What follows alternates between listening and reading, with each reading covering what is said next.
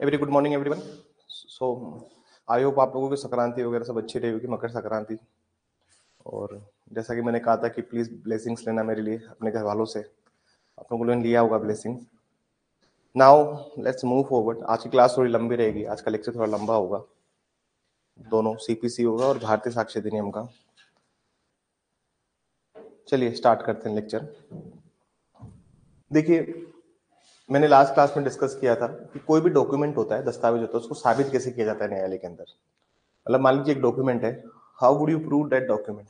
आप किसी भी दस्तावेज को, आप किसी भी डॉक्यूमेंट को कोर्ट में साबित कैसे करोगे, सवाल ये था। और ये सवाल बहुत सारे जुडिशरी में पूछा हुआ है। मैंने एक सवाल लिखाया था, what are the various kinds of document and how they are proved. विभिन्न प्रकार के दस्तावेज क्या हैं और उन्हें साबित कैसे कैसे किया जाएगा, सवाल यही था अपना। तो मैंने एक डायग्राम बनवाया था छोटा सा कि तीन तरह के मैंने डॉक्यूमेंट्स बताए थे आपको। एक बताया था मैंने अटेस्टेड डॉक्यूमेंट, रजिस्ट्रीकृत दस्तावेज। दूसरा बताया था कि वो दस्तावेज जिनका रजिस्ट्रीकृत होना अनिवार्य नहीं है, लेकिन अगर आपने करा लिया तो उसका कोई प्रभाव नहीं होगा। It mean it is not required by law to be attested, but if it is attested then it has no effect. जैसे हमने बात की थी, एक हमने बात की थी सेक्शन 17 की, एक बात की थी सेक्शन 18 की। दूसरा हमने बताया था कि कुछ डॉक्यूमेंट्स होते हैं जो कि अनअटेस्टेड ही होते हैं। जैसे आपका होटल का बिल हो गया, रेलवे का बिल हो गया, ये अनअटेस्टेड डॉक्यूमेंट है, इनका अटेस्टेशन रिक्वायर्ड नहीं होता और ये अनअटेस्टेड ही रहते हैं हमेशा। ठीक है, तो किसी भी दस्तावेज को साबित करने के 7 तरीके होते हैं। चलिए लिखिए इसमें, any document can be proved by, लिखिए इसमें, any document can be proved by 7 ways. किसी भी दस्तावेज को 7 तरीकों द्वारा साबित किया जा सकता है। किसी भी दस्तावेज को 7 तरीकों द्वारा साबित किया जा सकता है। 7 तरीकों द्वारा साबित किया जा सकता, साबित किया जा सकता है। पॉइंट नंबर 1 लिखिए, पॉइंट नंबर 1 लिखिए, बाय पर्सन हिमसेल्फ, स्वयं उस व्यक्ति द्वारा, स्वयं उस व्यक्ति द्वारा, स्वयं उस व्यक्ति द्वारा, बाय पर्सन हिमसेल्फ। मतलब जिस आदमी ने डॉक्यूमेंट बनाया है सर, वो आदमी क्या करेगा, उस दस्तावेज को साबित कर सकता है। देखिए ये सवाल ऐसा है जो इंटरव्यू में पूछा जाता है कि अगर आप कोर्ट में कोई डॉक्यूमेंट आया है तो किन तरीकों द्वारा आप उस दस्तावेज को साबित कर सकते हो। तो सबसे पहला है भाई, जिस आदमी ने डॉक्यूमेंट बनाया है तो वो।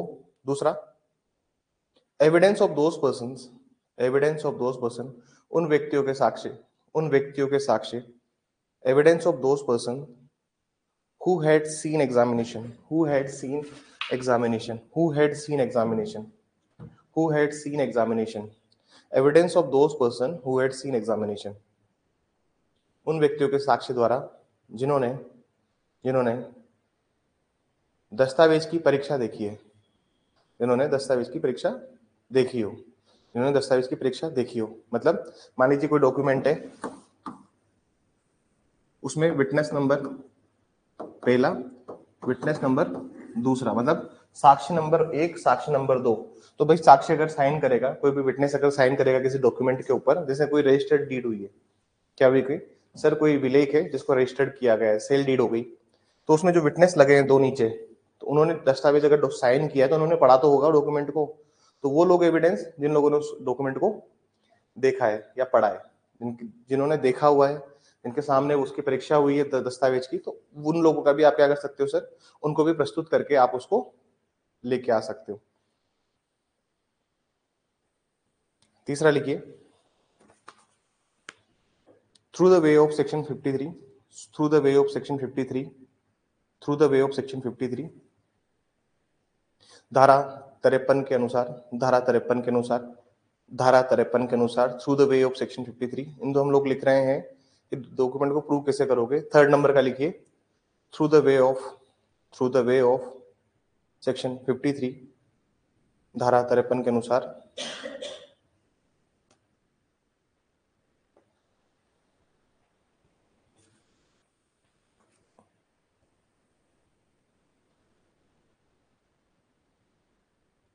एक सेकंड, 53 मत कीजिएगा, इसको आप कीजिए through the way of section 41, 41 कीजिए, 53 को काट दीजिए, सेक्शन 41 कीजिए, through the way of section 41, 53 की जगह कीजिए 41, 41 के अनुसार। फिर लिखिए, फिर लिखिए, through the way of, through the way of section 41, through the way of section 41 explanation, through the way of section 41 explanation, through the way of section 41 explanation, धारा 41 के स्पष्टीकरण के अनुसार, धारा 41 के स्पष्टीकरण के अनुसार, धारा 41 के स्पष्टीकरण के अनुसार, धारा 41 के स्पष्टीकरण के अनुसार, through the way of section, through the way of section 41 explanation, पांचवा पॉइंट लिखिए, through the way of section 39, through the way of section 39, धारा 39 के अनुसार, धारा 39 के अनुसार, एक्सपर्ट भी हो सकता है सर, एक्सपर्ट भी प्रूव कर सकता है किसी डॉक्यूमेंट को, through the way of section 39, धारा 39 के अनुसार, छठा पॉइंट लिखिए, छठा पॉइंट लिखिए, through the way of section 65, through the way of section 65, 66, through the way of section 65, 66, धारा 65 व 66 के अनुसार, धारा 65 व 66 के अनुसार, धारा 65 व 66 के अनुसार, सातों पॉइंट लिखिए, through the way of section 72 and 73, धारा 72 व 73 के अनुसार, धारा 72 व 73 के अनुसार, धारा 72 व 73 के अनुसार, धारा 72 व 73 के अनुसार। चलिए हम स्टार्ट करेंगे विद सेक्शन 65। किससे स्टार्ट करेंगे? सेक्शन 65 से स्टार्ट करते हैं और 65 क्या बोलता है उसको भी समझते हैं। सेक्शन 65 से स्टार्ट करेंगे। Let's understand what section 65 speaks. Section 65 क्या कहता है हम उसको समझने की कोशिश करते हैं। और 65 को समझने के पहले आपको समझना पड़ेगा कि सर डॉक्यूमेंट क्या चीज होती है। डॉक्यूमेंट का सेक्शन 65 का महत्व समझते हैं। पहले सबसे पहले आप ये समझिए सर, दो सेक्शन है सर, दो सेक्शन है। वन इज सेक्शन 65, दो सेक्शन है, लिख लीजिए इसको। दो सेक्शन है, एक तो है सर सेक्शन 65 और दूसरा सेक्शन है सर 72। कौन सा सेक्शन है?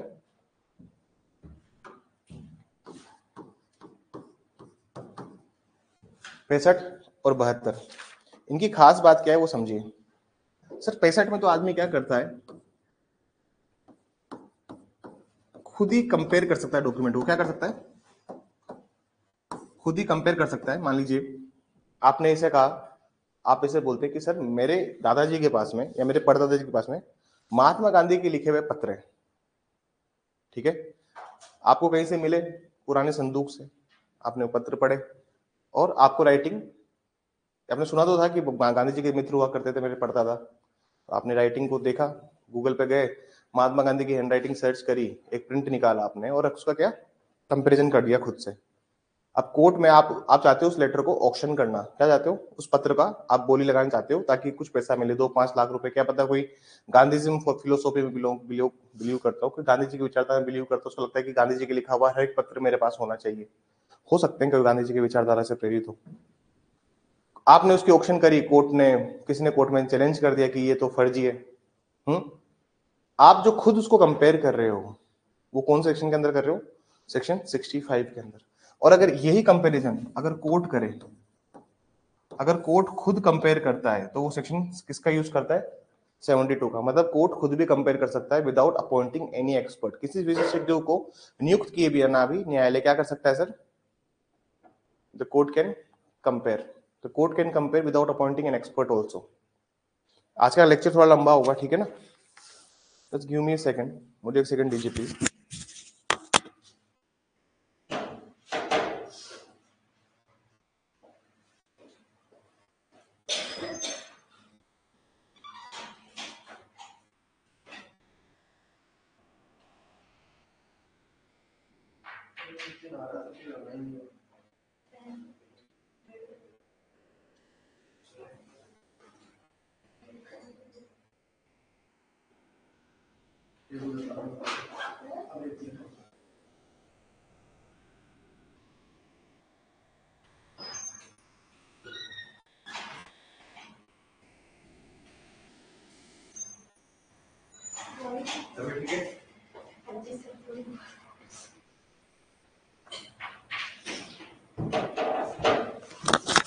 चलिए, ज्यादा डिफिकल्ट सेक्शंस नहीं है ये, दी sections are very easy.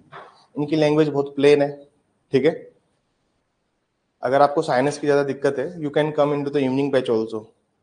Evening में आ जाइए, क्योंकि देखिए तैयारी जब आप करते हो तो मानसिक स्वास्थ्य और शारीरिक स्वास्थ्य दोनों इसका पूरा सफल रहा है। मतलब जिसने अपने को मेंटेन किया 1.5-2 साल, वही आदमी इस एग्जाम के अंततः रेस जीतेगा।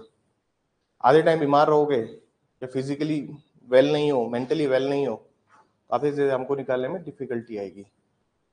समझ में आ रही है मेरी? So you have to be very sharp at your physical and mental health also. चलिए, तो मैं समझा रहा था सेक्शन 65 में न्यायालय खुद मतलब जो पर्सन होता है वो खुद कंपेयर करता है, person himself compares a document. अभी मैं आपको उसकी लैंग्वेज में समझा दूंगा। 72 में the court compares the document. 72 में क्या करता है? कोर्ट कंपेयर करता है। अर्लियर दो सेक्शंस वर 67 एंड 73, लेकिन अब क्या बन गया है सर वो सेक्शन 72। चलिए थोड़ा सा लिख लेते हैं इसके ऊपर, लिखिए जल्दी से।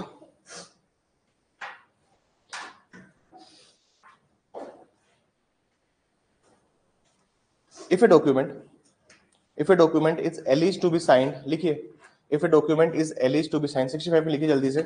if a document is alleged to be signed, यदि कोई दस्तावेज किसी व्यक्ति द्वारा हस्ताक्षरित किया जाता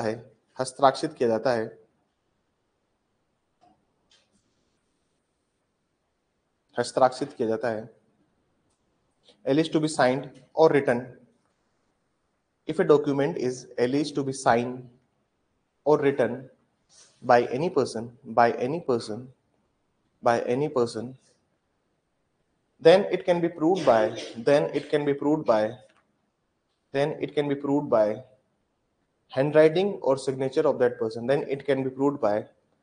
handwriting or signature of that person. तो उसे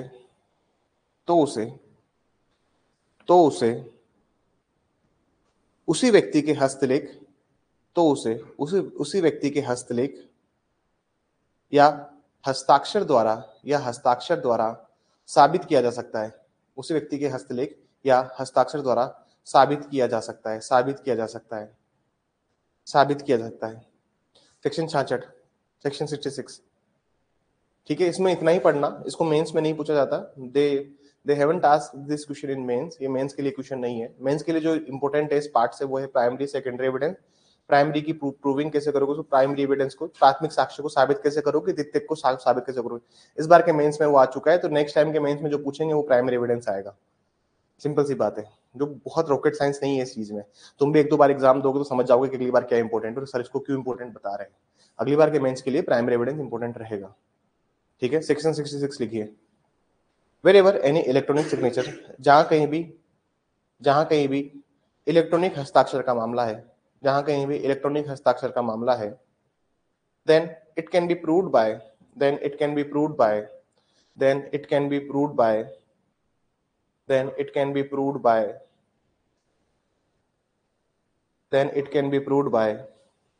electronic signature of subscribed.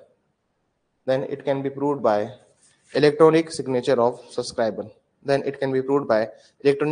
of subscriber. जहां कहीं भी इलेक्ट्रॉनिक हस्ताक्षर का मामला है तो उसे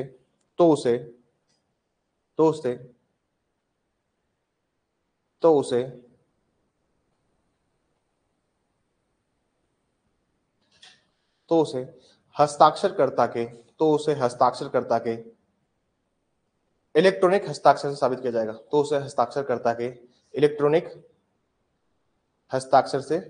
जाएगा। इलेक्ट्रॉनिक हस्ताक्षर से साबित किया जाएगा। जैसे मान लीजिए एटीएम का पिन है। अब एटीएम का पिन क्या होता है? आपका एक इलेक्ट्रॉनिक सिग्नेचर है।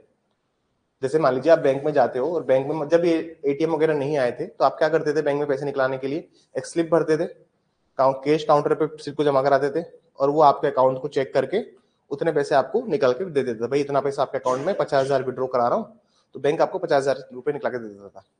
अब इसकी रिप्लेस किया एटीएम ने। एटीएम क्या करता है? आपका इलेक्ट्रॉनिक सिग्नेचर है। क्या है? जैसे आप जो उसमें पिन डालते हो तो पिन ये बात बताता है कि इट्स योर इलेक्ट्रॉनिक सिग्नेचर। अगर किसी की भी इलेक्ट्रॉनिक सिग्नेचर को साबित करना है तो उस आदमी के इलेक्ट्रॉनिक जो सब्सक्राइबर है, सब्सक्राइबर कौन है? जो इसके पास जो एटीएम कार्ड होल्ड करता है या होल्डर है या जिसके नाम पे एटीएम कार्ड इश्यू है, जब वो पिन एंटर करेगा इसका मतलब ये है, तो बैंक तो ये कहेगा ना सर आपका एटीएम है, आपने पिन डाला है, आपने पैसे निकाला है, तो उसमें बैंक की क्या गलती है?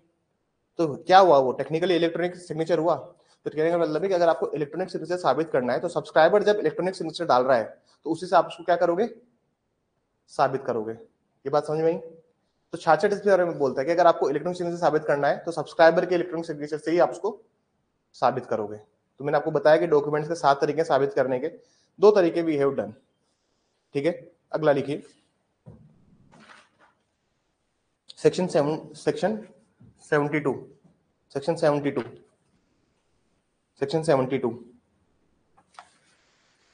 द कोर्ट में एट एनी टाइम, सेक्शन 72 लिखना प्लीज। द कोर्ट में एट एनी टाइम, न्यायालय न्यायालय न्यायालय प्रक्रिया के किसी भी समय, न्यायालय प्रक्रिया के किसी भी समय, द कोर्ट में at any time of the proceeding न्यायालय प्रक्रिया के किसी भी समय, कोर्ट में any time of the proceeding ask any person to give his writing and signature, to give him writing and signature, किसी भी समय पक्षकार के हस्ताक्षर या लेख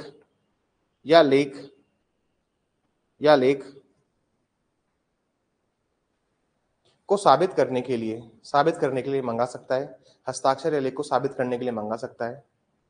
ask any person for writing and signature and compare it with other person's signature and compare it with other person's signature, और किसी अन्य व्यक्ति से हस्ताक्षर या लेख से तुलना कर सकता है।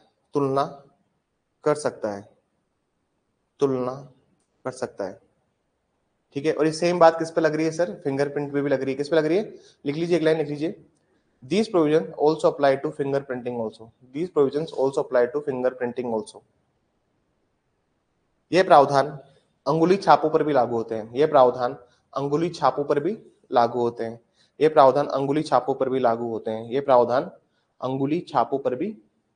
होते हैं। ठीक है, अब सवाल ये है सर कि यह, चलो हैंडराइटिंग का तो मामला समझ में आता है कि कोर्ट खुद से देख सकता है कि हैंडराइटिंग तो भैया एक लेमैन ही बता सकता है ना, एक सामान्य आदमी बता सकता है कि ये हैंडराइटिंग इसकी और ये हैंडराइटिंग इसकी है। सिग्नेचर भी एक लेमैन बता सकता है कि यार ये सिग्नेचर इसका है, ये सिग्नेचर इसका है। लेकिन फिंगरप्रिंटिंग के लिए तो सर आपको एक्सपर्ट के लिए जाना चाहिए, नहीं जाना चाहिए? क्योंकि सर फिंगरप्रिंटिंग तो ऐसे होती है ना, या मान लीजिए अंगूठा है आपका, है ना, या अंगुली का छापा है आपका, तो ये तो सर डिफरेंट। तो क्या कोर्ट को एक्सपर्ट अपॉइंट करना चाहिए? क्या आप कोर्ट को मैंडेटरी बोल सकते हो कि नहीं सर आपको एक्सपर्ट अपॉइंट करना चाहिए? सवाल ये है मेरा आपसे। समझ में आया? जैसे हमने पढ़ा एक्सपर्ट किन 4 चीजों के लिए होता है, कोई बताएगा मुझे? किन चार लोगों के लिए एक्सपर्ट को अपॉइंट करते हैं हम लोग? कोई बताएगा मुझे? किन 4 लोगों के लिए आप एक्सपर्ट अपॉइंट करते हो? कोई बताएगा मुझे? ठीक है, फॉरेन लोग, ओके ओके, बताइए। Science, art, science and art, उसके लिए भी होता है सर। फॉरेन लॉ हो गया, साइंस एंड आर्ट हो गया, और फिंगरप्रिंटिंग हो गया, थंब इंप्रेशन हो गया। इनके लिए आपको मेनली आप एक्सपर्ट अपॉइंट करते हो। तो फिंगरप्रिंटिंग के लिए एक्सपर्ट अपॉइंट कर सकते हैं। तो क्या कोर्ट को ये प्रोविजन जो है सेक्शन 72, ये एक डिस्क्रिप्शन देता है। कोर्ट की ये इच्छा है, कोर्ट का ये विवेक अधिकार है कि वो चाहे तो इन मामलों में एक्सपर्ट अपॉइंट करे या खुद भी देख सकता है। मतलब कोर्ट पे कोई कंपल्शन नहीं है। कोर्ट पे कोई ऐसा नहीं है कि आप कोर्ट को जबरदस्ती बोलो कि नहीं सर हमें एक्सपर्ट अपॉइंट करना ही करना है। देखिए एक्सपर्ट का जितना ही मामला है वो सब कोर्ट का क्या है, विवेक अधिकार है। आप एप्लीकेशन लगा सकते हो टू अपॉइंट एन एक्सपर्ट। आप न्यायालय में एक आवेदन कर सकते हो कि सर इसमें विशेषज्ञ को नियुक्त किया जाए। बात समझ में आई? क्योंकि कोर्ट को यहाँ पे भी एम्पावर्ड किया हुआ है 72 के। एक बार 72 का 3rd क्लोज पढ़िए आप, एक बार 72 का 3रा क्लोज पढ़िए। निशांत रेगुलर आइए प्लीज, निशांत रेगुलर आओ प्लीज, तो फ्लो बिगड़ जाएगा सब्जेक्ट का, फिर मजा नहीं आएगा।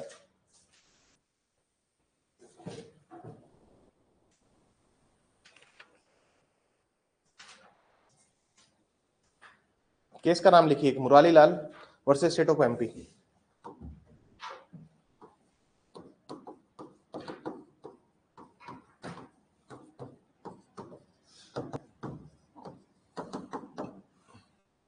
This is 1980 judgment. अब इस जजमेंट में क्या बोला था सुप्रीम कोर्ट ने, वो सुनिए।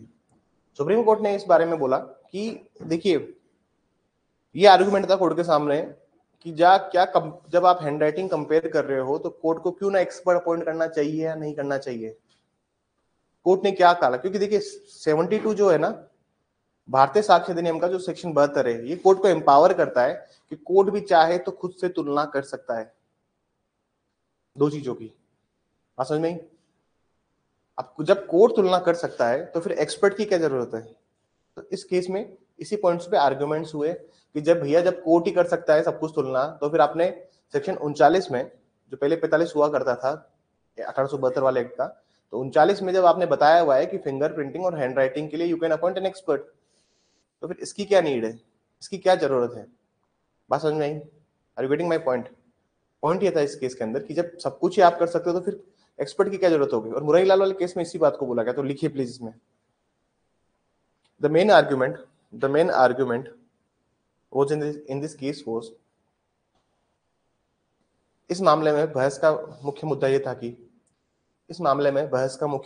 था कि the main argument in this case was whether the court should directly compare the handwriting, whether the court should directly compare and handwriting क्या न्यायालय को स्वतः ही हस्तलिखित की जांच करनी चाहिए, और the court should appoint an expert,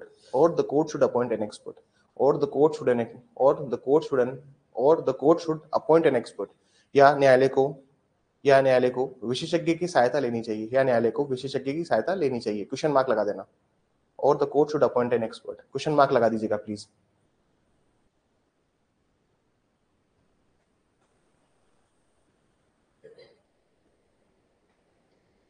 paragraph लिखिए। The honourable court held that, माननीय न्यायालय ने अभिनंदित किया कि the honourable court held that it is the prerogative of the court, अभिनंदित किया कि ये न्यायालय का विवेकाधिकार है कि वह विशेषज्ञ की सहायता ले या स्वयं ही जांच करे। It's a prerogative of the court that he should appoint an expert, or himself examine the document, full stop लगा कि the opinion of an expert, विशेषज्ञ की राय, the opinion of an expert, विशेषज्ञ की राय, the opinion of an expert, विशेषज्ञ की राय केवल न्यायालय को सहायता प्रदान करने के लिए होती है,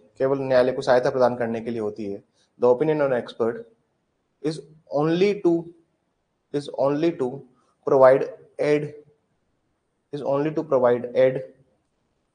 to the court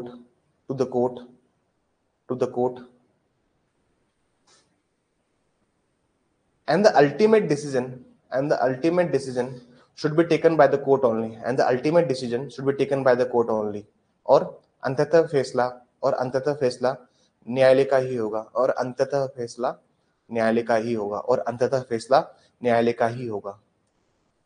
and the ultimate decision of the court only। ठीक है, ये बात समझ में आई? क्योंकि देखिए अगर आप एक्सपर्ट अपॉइंट कर रहे हैं तो एक्सपर्ट की मैंने आपको एविडेंशियल वैल्यू बताई थी, कोई मैंडेटरी नहीं होता है कोर्ट के ऊपर कि कोर्ट माने ना माने। एक्सपर्ट का एविडेंस एक वीक एविडेंस है, क्योंकि एक हियर्स एविडेंस है, ये एक अनुश्रुत साक्ष्य है। We have discussed in very detail these topics, हमने बहुत डिटेल में इन टॉपिक्स को समझा है।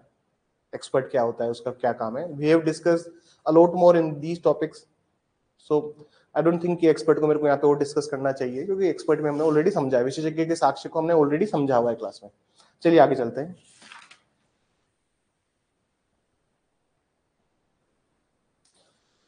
सेक्शन लिखिए,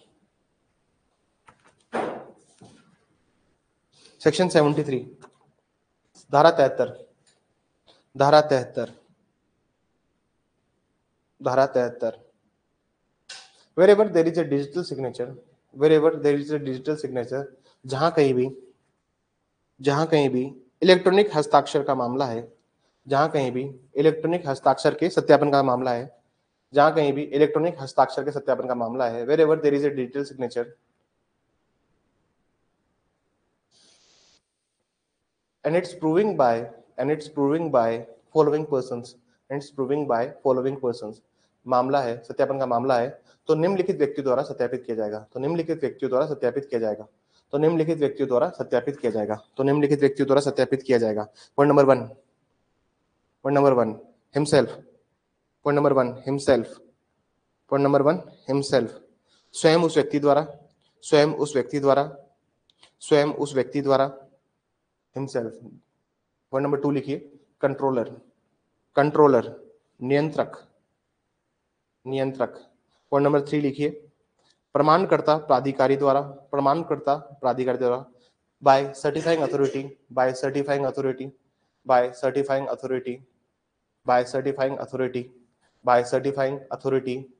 पॉइंट नंबर डी लिखिए, other person who has applied for public key, other person who has applied for public key, public key, वह व्यक्ति जिसने लोक कुंजी के लिए आवेदन किया हो, वह व्यक्ति जिसने लोक कुंजी के लिए आवेदन किया हो, वह व्यक्ति जिसने लोक कुंजी के लिए आवेदन किया हो, वह व्यक्ति जिसने लोक कुंजी के लिए आवेदन किया हो। देखिए सर, दो चीजें होती है, अब समझ गए,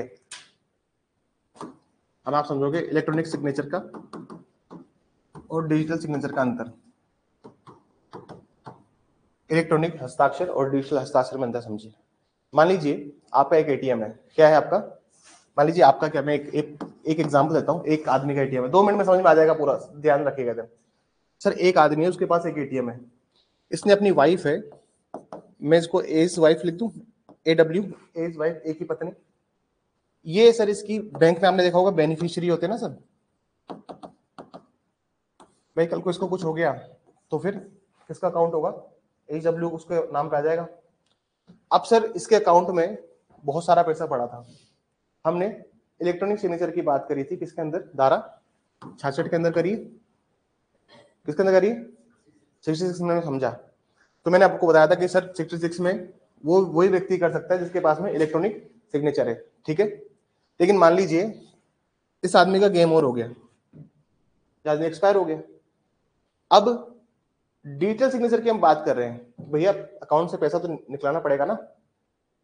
तो पहले बात तो ये, बैंक के पास में आपका एटीएम का पिन क्या है ये बैंक को ही पता होता है, बस आपकी गोपनीय जानकारी किसको पता है। तुम भैया होटल में जाते हो तो एक चाबी तो तुम्हारे पास होती है और एक चाबी होटल वाले के पास भी होती है ना, समझ में आ रही है। पर तुमने 2 दिन तक गेट नहीं खोला तो होटल वाला आएगा ना कि कहाँ गए आदमी लोग करके, ये तो घर रूम में तो कोई है ही नहीं। तो उसके पास भी एक मास्टर की है, उससे वो आपके अच्छे होटल में गए होंगे तो वो दिन में 12 से 2 के बीच में रूम क्लीनिंग चलती है पूरे होटल्स की। तो आप कितने रूम फैला के जाओ, आपके रूम में जब आप आओगे वापस 12 बजे या 2 बजे शाम को आओगे तो पूरा रूम वापस बिस्तर ब्लैंकेट जमा हुआ है, वॉशरूम क्लीन है, पानी की बोतल फ्रेश पानी भर दिया वापस, देखा होगा आपने होटल्स में जो होता है। तो सर वैसे ही बैंक का भी सीन है, मान लीजिए आदमी की डेथ हो गई तो अब भैया उसके अकाउंट में जो पैसा पड़ा है वो लॉक हो गया ना लॉक, और आप निकाल नहीं सकते उस पैसे को, एक ऑफेंस बनता है इसका। अगर आपने मरे हुए आदमी से पैसे निकाला, आदमी की डेथ हो गई उसके बाद आपने उसके अकाउंट से अगर पैसे निकाल लिए तो एक ऑफेंस बनता है, ऑफेंस बनता है कि आपने डेथ, भाई जिस अकाउंट का आप इंटरेस्टेड थे, 404 की लाइबिलिटी बनती है इसमें, 404 जाके घर जाके देख लेना आप, 403 404 क्रिमिनल ब्रीच ऑफ ट्रस्ट, ठीक है ना, क्रिमिनल ब्रीच ऑफ ट्रस्ट की इसमें बनती है, आपराधिक न्यास का इस पर आरोप लगता है, ठीक है ना। अब सर डिजिटल सिग्नेचर क्या होता है, ये बैंक के पास में है। अब आपको डिजिटल सिग्नेचर क्या था, मतलब ओरिजिनल सिग्नेचर क्या था, वो प्रूव करना था। तो सबसे पहले तो उस व्यक्ति, भाई स्वयं उस व्यक्ति द्वारा किया जा सकता है, लेकिन उस आदमी की डेथ हो गई तो वो तो ऑप्शन ही खत्म हो गया। दूसरा कंट्रोलर, जो बैंक में जो कंट्रोलर होगा, जिसके पास में पूरा रिकॉर्ड होगा आपका, वो भी आपको पिन दे सकता है। तीसरी चीज सर्टिफाइंग अथॉरिटी, भाई जिसने वो एटीएम कार्ड जारी किया है वो भी आपको दे सकता है। चौथी चीज, जिस आदमी ने पब्लिक की के लिए अप्लाई किया है, लोक कुंजी के लिए अप्लाई किया है, लोक कुंजी के लिए कौन अप्लाई करेगा? जो सर बेनिफिशियरी होगा वही अप्लाई करेगा ना, सर इसका अकाउंट है, इसके अकाउंट का पैसा दो, बेनिफिशियरी तो अप्लाई करेगा। तो देखिए, इसके पास होती है प्राइवेट की, इसके पास क्या है? इसके पास है प्राइवेट कुंजी। और बैंक वालों के पास क्या होता है?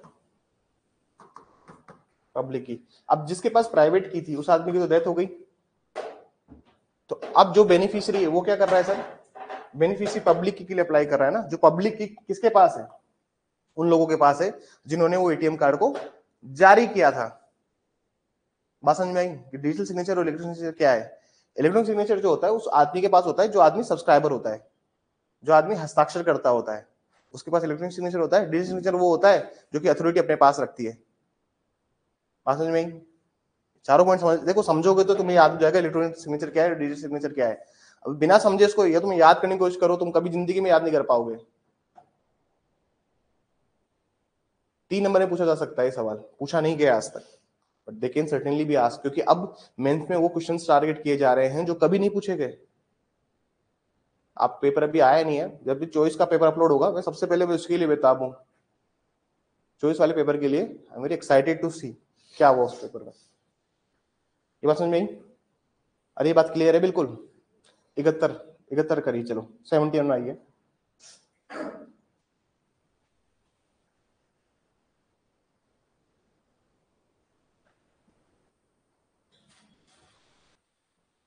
लिखिए इसमें, wherever attestation is not required, wherever attestation is not required, जहां कहीं भी किसी दस्तावेज का, जहां कहीं भी किसी दस्तावेज का, जहां कहीं भी किसी दस्तावेज का अनुप्रमाणित होना विधि द्वारा अपेक्षित नहीं है।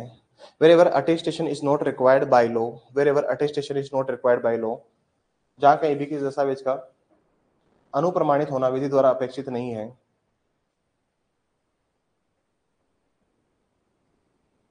बट इट वॉज अटेस्टेड, परंतु उसे परंतु उसे परंतु उसे अनुप्रमाणित किया जा चुका है, परंतु उसे अनुप्रमाणित किया जा चुका है, परंतु उसे अनुप्रमाणित किया जा चुका है, परंतु उसे अनुप्रमाणित किया जा चुका है, then it shall be proved as, then it shall be proved as unattested, then it shall be proved as unattested, then it shall be proved as unattested। तो उसे तो उसे तो उसे वैसे साबित किया जाएगा, तो उसे वैसे साबित किया जाएगा जैसे वह अनुप्रमाणित नहीं हो, जैसे वह अनुप्रमाणित नहीं हो, जैसे वह अनुप्रमाणित नहीं हो। इसका मैंने एग्जांपल दिया था आपको, याद करो, डायग्राम मैंने बनाया था। मैंने आपको बताया था कि सर आप रेंट पे रूम लेने गए, लो आपका पड़ा हुआ था, लेकिन अधजल गगरी टाइप का लो पड़ा हुआ था, आधा अधूरा लो पढ़ के गए हो, किसी के मुंह से आपने सुन लिया कि lease is better than rent agreement. क्या सुन लिया आपने किसी से? Lease is better than rent agreement. आपको लगता है कि भैया लीज करा लूंगा तो अच्छा रहेगा। आप रेंट पे लेने गए, आपने मकान मालिक को बोला, मकान मालिक ने आपसे पूछा कि क्या कराएगा, रेंट एग्रीमेंट करवा लें? तो आपने बोला नहीं नहीं लीज करवानी है मुझे। क्या करानी है? लीज। ओके, आपने सर 6 महीने के लिए प्रॉपर्टी ली और उसको आपने क्या कर लिया सर? लीज पे ले लिए। अब लीज पे लेने का क्या होता है सर? ऐसा होता है, लीज का एक नियम है, लीज पे कोई प्रॉपर्टी ले रहे हो तो मिनिमम 1 साल की होनी चाहिए लीज। कितने साल की होनी चाहिए? 1 साल की। आपने देखा होगा रेंट एग्रीमेंट हमेशा कितने महीने के होते हैं? 11 महीने के। 11 महीने के क्यों होते हैं? उनका पर्पज क्या होता है 11 महीने का होने का? उनका पर्पज ये होता है कि सर लीज एग्रीमेंट में उसको रजिस्टर्ड कराने की जरूरत नहीं है, लेकिन लीज को क्या होती है सर? रजिस्टर्ड कराना पड़ता है। आपने 6 महीने की लीज को रजिस्टर्ड करवा लिया। अब बताओ 6 महीने की लीज को रजिस्टर्ड होना चाहिए था क्या? It is not required by law to be registered. क्या ये इसको अनुप्रमाणित होना चाहिए था? आपने करवा लिया, कोई बात नहीं। अब कल को मान लीजिए लीज को साबित करना है तो उसको वैसे साबित करो जैसे वो अनुप्रमाणित था, जैसे वो अनुप्रमाणित नहीं था। आप उसको वैसे ही प्रूव करोगे कि ये अनअटेस्टेड ही है। कैसे प्रूव करोगे फिर इसे? अरे कैसे साबित करोगे फिर इसे?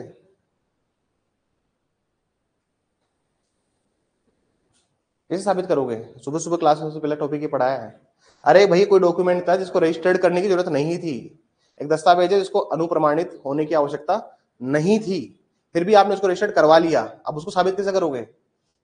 अरे सर बताया ना 7 तरीके से, आते सबसे पहले क्या लिखा है 7 तरीके, उन साबित करोगे कैसे कैसे? एक्सपर्ट बिठा लोगे, पर्सन खुद देख लेगा, हैंड राइटिंग देख लो, इलेक्ट्रॉनिक सिग्नेचर देख लो, डिजिटल सिग्नेचर देख लो, बताया पूरा आपको। या तो खुद कंपेयर कर लो 65 में, या फिर कोड कंपेयर कर लेगा 72 में। अरे पूरा बताया हमने, ये 7 तरीकों से साबित कर लो। उसको वैसे साबित किया जाएगा जैसे वो डॉक्यूमेंट अनअटेस्टेड है, वैसे साबित किया जाएगा कि जैसे वो डॉक्यूमेंट अनुप्रमाणित नहीं है। डायरेक्ट पढ़िए, डायरेक्ट पढ़िए प्लीज 71 जल्दी से। अरे इतना टाइम नहीं है भैया, फालतू सा एक्ट है अभी, कुछ नहीं बचा एविडेंस में, खत्म। दो चार टॉपिक है, तो थोड़ा टाइम लेंगे, बाकी पूरा एक्ट ऐसे खींच दूंगा इसको मैं, पूरे एक्ट को ऐसे पकड़ के ऐसे पुल करना है मुझे। देखो ना पर्दा गिरता है शो का, तो शो भी गिर जाएगा 59 पे ना भी हम लोग। नेक्स्ट 16 फरवरी तक ये एक्ट खत्म है, एंड। तो लगा सर कैसे खत्म कर दोगे 1 महीने में? दिखाता हूँ कैसे खत्म करता हूँ, चलो। जितना आराम से आप पढ़ाना था उनको पढ़ाया आराम से, लेकिन आपके सेट में कुछ बचता नहीं है, ये डेड रबड़ है। पढ़ लीजिए एक बार 71, एक एक लाइन समझ में आ रही होगी तुमको अब, ठीक है ना? और रजिस्टर्ड कराने की आवश्यकता नहीं है, ये कहाँ लिखा हुआ है? एक लिस्ट दी हुई है सेक्शन 18 में, section 18 of Indian registration act. मैं आपको लिस्ट दिखा देता हूँ, वहां पे डॉक्यूमेंट दिए हुए हैं, वहां पे पूरी लिस्ट दी हुई है इनफैक्ट, कि वो डॉक्यूमेंट सारे दिए हुए हैं जिनको रजिस्टर्ड होने की आवश्यकता नहीं है। मतलब उन डॉक्यूमेंट को रजिस्टर्ड मत कराओ, करवा लोगे तो भी आप साबित तो वैसे करोगे 7 तरीकों से।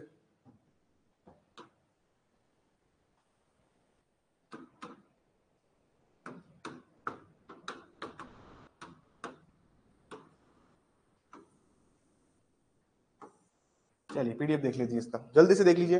सर 17 में वो लिस्ट दी हुई है, इसको मैं एसआरए में दिखाऊंगा। कहाँ दिखाऊंगा वापस? एसआरए में भी दिखाऊंगा, अभी यहाँ पे भी देख लो जल्दी से, देख लीजिए सर। ऐसे भी दिखा देता हूँ, documents of which registration is compulsory, वो दस्तावेज जिनका अनुप्रमाणित होना अनिवार्य है, आज्ञापक है। Documents of which registration is optional, कराओ तो ठीक है, नहीं कराओ तो भी देख लीजिए। 17 की लिस्ट देख लो जल्दी जल्दी, अबे टाइम नहीं है इतना, थोड़ा सा रफ्तार से चलेगा अब act. Document of which registration is compulsory, तो सर गिफ्ट कराओगे, बोला से गिफ्ट 1 रुपए का है दो, अरे 1 रुपए की टॉफी नहीं होता है ना, प्रॉपर्टी। अरे गिफ्ट की सबसे बड़ी बात क्या है? गिफ्ट विदाउट कंसिडरेशन होता है। क्या होता है? विदाउट कंसिडरेशन, मतलब पैसा नहीं देते गिफ्ट में। कि तुम सुना है क्या गिफ्ट दिया है, 1 लाख रुपए का गिफ्ट दिया है? सुना है आपने कभी? 1 करोड़ की प्रॉपर्टी 1 लाख में देके गिफ्ट गिफ्ट कर दिया? अरे गिफ्ट नहीं है भाई वो, फिर वो सेल है, फिर वो विक्रय है, तो आपने क्रय विक्रय किया है, गिफ्ट नहीं किया है। गिफ्ट में मनी कंसिडरेशन नहीं होता। कंसिडरेशन क्या कहते हैं हम लोग हिंदी में? प्रतिफल, बिना प्रतिफल के है वो। गिफ्ट हमेशा क्या होता है? बिना प्रतिफल होता है। टीपी भी पढ़ाऊंगा अभी मैं, ठीक है ना? इसके बाद या तो हम टीपीए स्टार्ट करेंगे या फिर लिमिटेशन और टीपीए दोनों स्टार्ट करेंगे अपन, ठीक है ना? जैसे खत्म वो स्टार्ट, फिर बीएनएस बचेगा। देख लीजिए इन सब में क्या चाहिए, और जिनमें रजिस्टर्ड की जरूरत नहीं है लिखा हुआ है ना sir. Lease of immovable property of a term not exceeding 1 year, लिखा हुआ है। वो लीज जो कि 1 साल से कम है, वो पट्टे जो 1 वर्ष से कम है, उनका जरूरी नहीं है। तुमने करवा लिया, क्यों करवा लिया? समझ में आ रही है? देखिए हर पॉइंट लिखा हुआ है ना, lease of immovable property of term not exceeding 1 year, हर चीज लिखी हुई है। और सेक्शन 48 भी देख लीजिए, अगर कोई डॉक्यूमेंट रजिस्ट्रेशन की जरूरत थी और आपने रजिस्टर्ड नहीं करवाया है, उसका क्या प्रभाव पड़ेगा? देख लीजिए 49 रजिस्ट्रेशन देख लीजिए 49। अगर आपने कोई डॉक्यूमेंट को रजिस्टर्ड की जरूरत थी और आपने रजिस्टर्ड नहीं करवाया, तो सर सिंपल सा उसका क्या प्रभाव पड़ेगा? सर उसका कोई प्रभाव नहीं पड़ेगा। उसका क्या क्या नहीं पड़ेगा सर? कोई प्रभाव नहीं पड़ेगा। आप उसको एविडेंस में नहीं दे सकते। कहा नहीं दे सकते? साक्ष्य के रूप में नहीं दे पाओगे। अरे लोग होते ना कंजूस, रजिस्टर्ड, अरे यार घर घर की प्रॉपर्टी ट्रांसफर हुई, रजिस्टर्ड क्यों करवाना है? 1 लाख रुपए लगेंगे रजिस्टर कराने पट्टे में, तो बहुत से लोग होते हैं कंजूस, बचा लेते हैं पैसा। जब कोर्ट में कोई केस हो गया और रजिस्टर्ड नहीं है डॉक्यूमेंट, तो फिर आप उसको ऐसे राइट क्लेम नहीं कर सकते। फिर आप ये नहीं बोल सकते कि नहीं ये प्रॉपर्टी मेरी है। भाई तेरी, ये तो पट्टा दिखा, पट्टा तो नहीं करवाया सर। क्यों नहीं करवाया सर? 1 लाख रुपए लग रहे थे इसलिए नहीं करवाया। ले भाई फिर जा भाड़ में जा तू। हाँ, तुमने अगर डॉक्यूमेंट रजिस्टर्ड करवाना तो मतलब तुमने सरकार से कर चोरी करी ना, तुमने टैक्स बचाया। पट्टा क्या होता है? टैक्स होता है ना गवर्नमेंट को। तुमने क्या किया है? टैक्स बचाया ना तुमने, कर की चोरी करी है, तो तुमको कोई अधिकार सृजित नहीं होगा तुम्हारे फेवर में इसका भी। लेकिन अपन एक्सेप्शन पढ़ते हैं कि जहां पे हम स्पेशल रिलीफ एक्ट के अंदर जाते हैं, एसआरए के अंदर जाते हैं, स्पेसिफिक परफॉर्मेंस ऑफ कॉन्ट्रैक्ट के अंदर, तो वहां पे अलाउ होता है, वहां पे रजिस्ट्री की जरूरत नहीं है। हम इसको क्यों एक्सेप्शन दिया हुआ है यहाँ पे, हम एसआरए पढ़ेंगे तब मैं आपको बताऊंगा। ठीक है, अब इस आगे बढ़ते चलो, बस इतना सही समझाने का है, इसमें कुछ नहीं है। समझाने का जहां होगा वहां समझाएंगे बढ़िया रुक के। लिखिए, सवाल लिखिए, how sale deed is proved. विक्रय विलेख को कैसे साबित किया जाएगा? How sale deed is proved, विक्रय विलेख को कैसे साबित किया जाएगा? देखिए ये सवाल आरजीएस में आया हुआ है, how sale deed is proved, विक्रय विलेख को कैसे साबित किया जाएगा?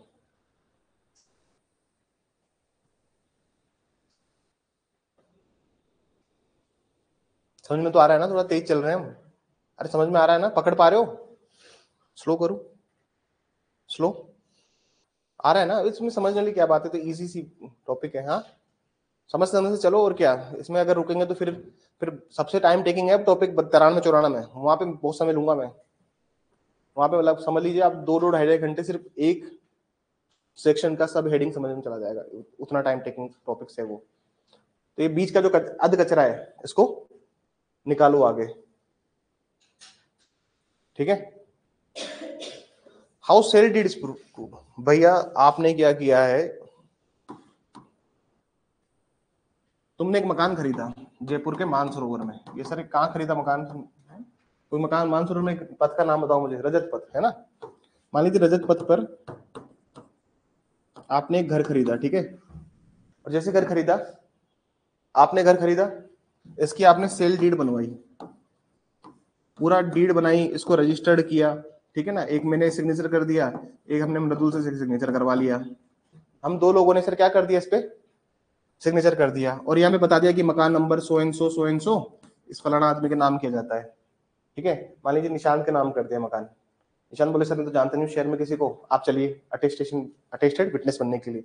मैं और मृदुल चले गए अटेस्टेड विटनेस बनने के लिए।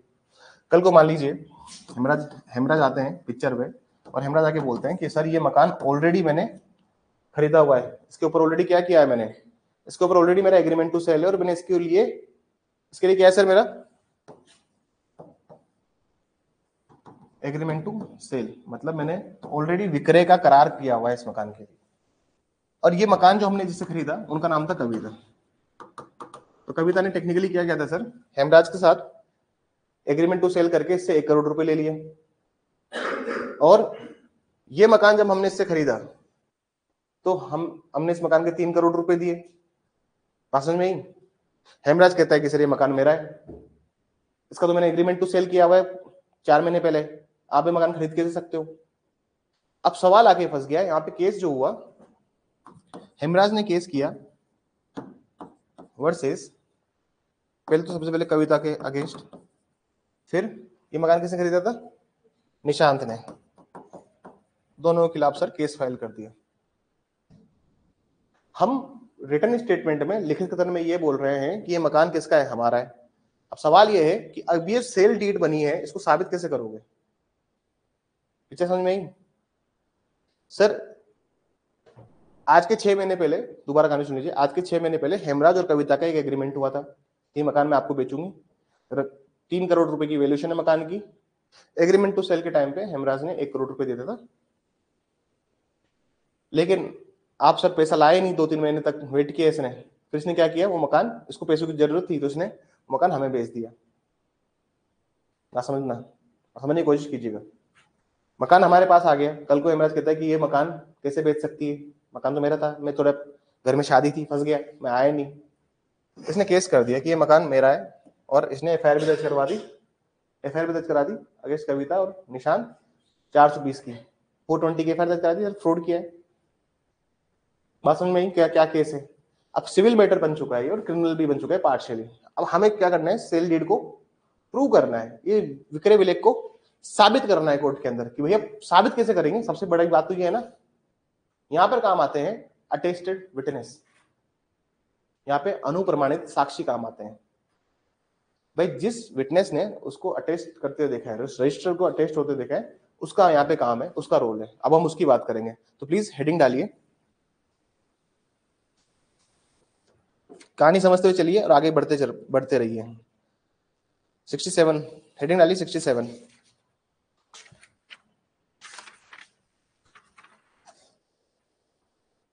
लिखिए।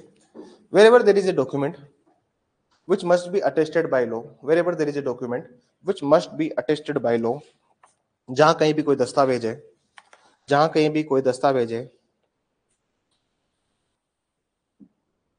जहां कहीं भी कोई दस्तावेज है जिसका अनुप्रमाणित होना विधि द्वारा अपेक्षित है, जिसका अनुप्रमाणित होना विधि द्वारा अपेक्षित है, जहां कहीं भी कोई दस्तावेज है जिसका अनुप्रमाणित होना विधि द्वारा अपेक्षित है, wherever there is any document which must be attested by law, then it shall be admissible in evidence, then it shall be admissible in evidence, then it shall be admissible in evidence, it shall be admissible in evidence।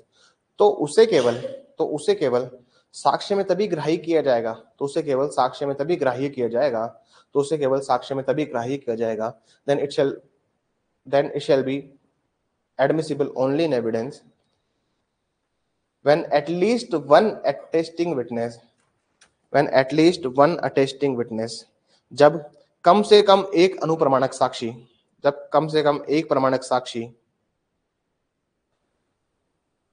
जब कम से कम एक अनुप्रमाणक साक्षी न्यायालय के समक्ष उपस्थित हो, न्यायालय के समक्ष उपस्थित हो। when at least one attesting witness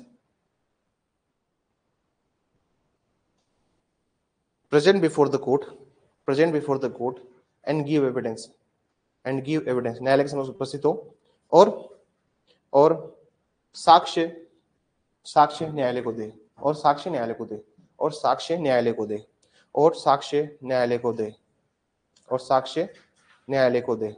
बात समझ में आई? सर ऐसा है, अब इस डॉक्यूमेंट को प्रूव करना है तो दो लोग चाहिए होंगे, या तो सर, या तो मैं जाऊंगा या फिर मृदुल जाएंगे, क्योंकि अटेस्टिंग विटनेस कौन है, अनुप्रमाणक साक्षी कौन है, यहाँ पे मैं हूं और एक मृदुल है। तो हम दोनों में से कोई भी एक आदमी जाएगा और उसका अटेस्टिंग विटनेस जाके गवाही देगा, sir we are the attesting witness और हमने इसको अटेस्ट किया था। समझ में आई? ये पॉइंट समझ में आ रहा है आपको? Are you getting this point? एक अनुप्रमाणक साक्षी होना चाहिए। ऑन द कॉन्ट्रेरी आपको एक प्रमाणिक, मतलब एक अटेस्टिंग विटनेस तो कोर्ट के सामने लेके आओ। कुछ कुछ जगह ऐसी होती है जहां पर अनुप्रमाणक साक्षी की जरूरत ही नहीं है। कौन से डॉक्यूमेंट हैं बताओ ऐसे, कौन से डॉक्यूमेंट है ऐसे, बोलिए कौन से डॉक्यूमेंट है ऐसे जहां पर विटनेस होना आवश्यक नहीं है, जहां पर साक्षी का होना जरूरी नहीं है। मत लेके आओ। अरे बेबी पढ़ा है ना सेक्शन 18, वो डॉक्यूमेंट जिनको रजिस्टर्ड होना जरूरी नहीं था, अनरजिस्टर्ड होते तो भी चल जाते, तो उनमें साक्षी की जरूरत नहीं पड़ेगी। समझ में आ रही है जो समझा रहा हूं मैं आपको? अरे जिनकी जरूरत, पहली शर्त ही क्या है, एक सिन क्वा नॉन कंडीशन क्या है इस सेक्शन की? सबसे आवश्यक शर्त यह है कि वही दस्तावेज जो कि रजिस्टर्ड होना चाहिए, रिक्वायर्ड बाय लॉ, मतलब वो दस्तावेज जिनका अनुप्रमाणक होना आवश्यक है विधि द्वारा। यही फर्स्ट लाइन लिखी, पढ़ो एक बार। अरे पढ़िए, मैं मन से थोड़ी बता रहा हूँ। सेक्शन 67 की पहली लाइन पढ़िए, 67 की पहली लाइन पढ़िए। If a document is required by law to be attested, अगर कोई document required by law to be attested नहीं है तो वहां पर साक्षी की है क्या जरूरत? तो कोई जरूरत नहीं है। फिर तो बाकी जो 7 तरीके हैं, तो 7 तरीके बताएं, उनसे साबित करो। 7 तरीके ना सर, आते क्लास में पहले 7 तरीके लिखवाए थे, उनसे साबित करो। आगे चलिए।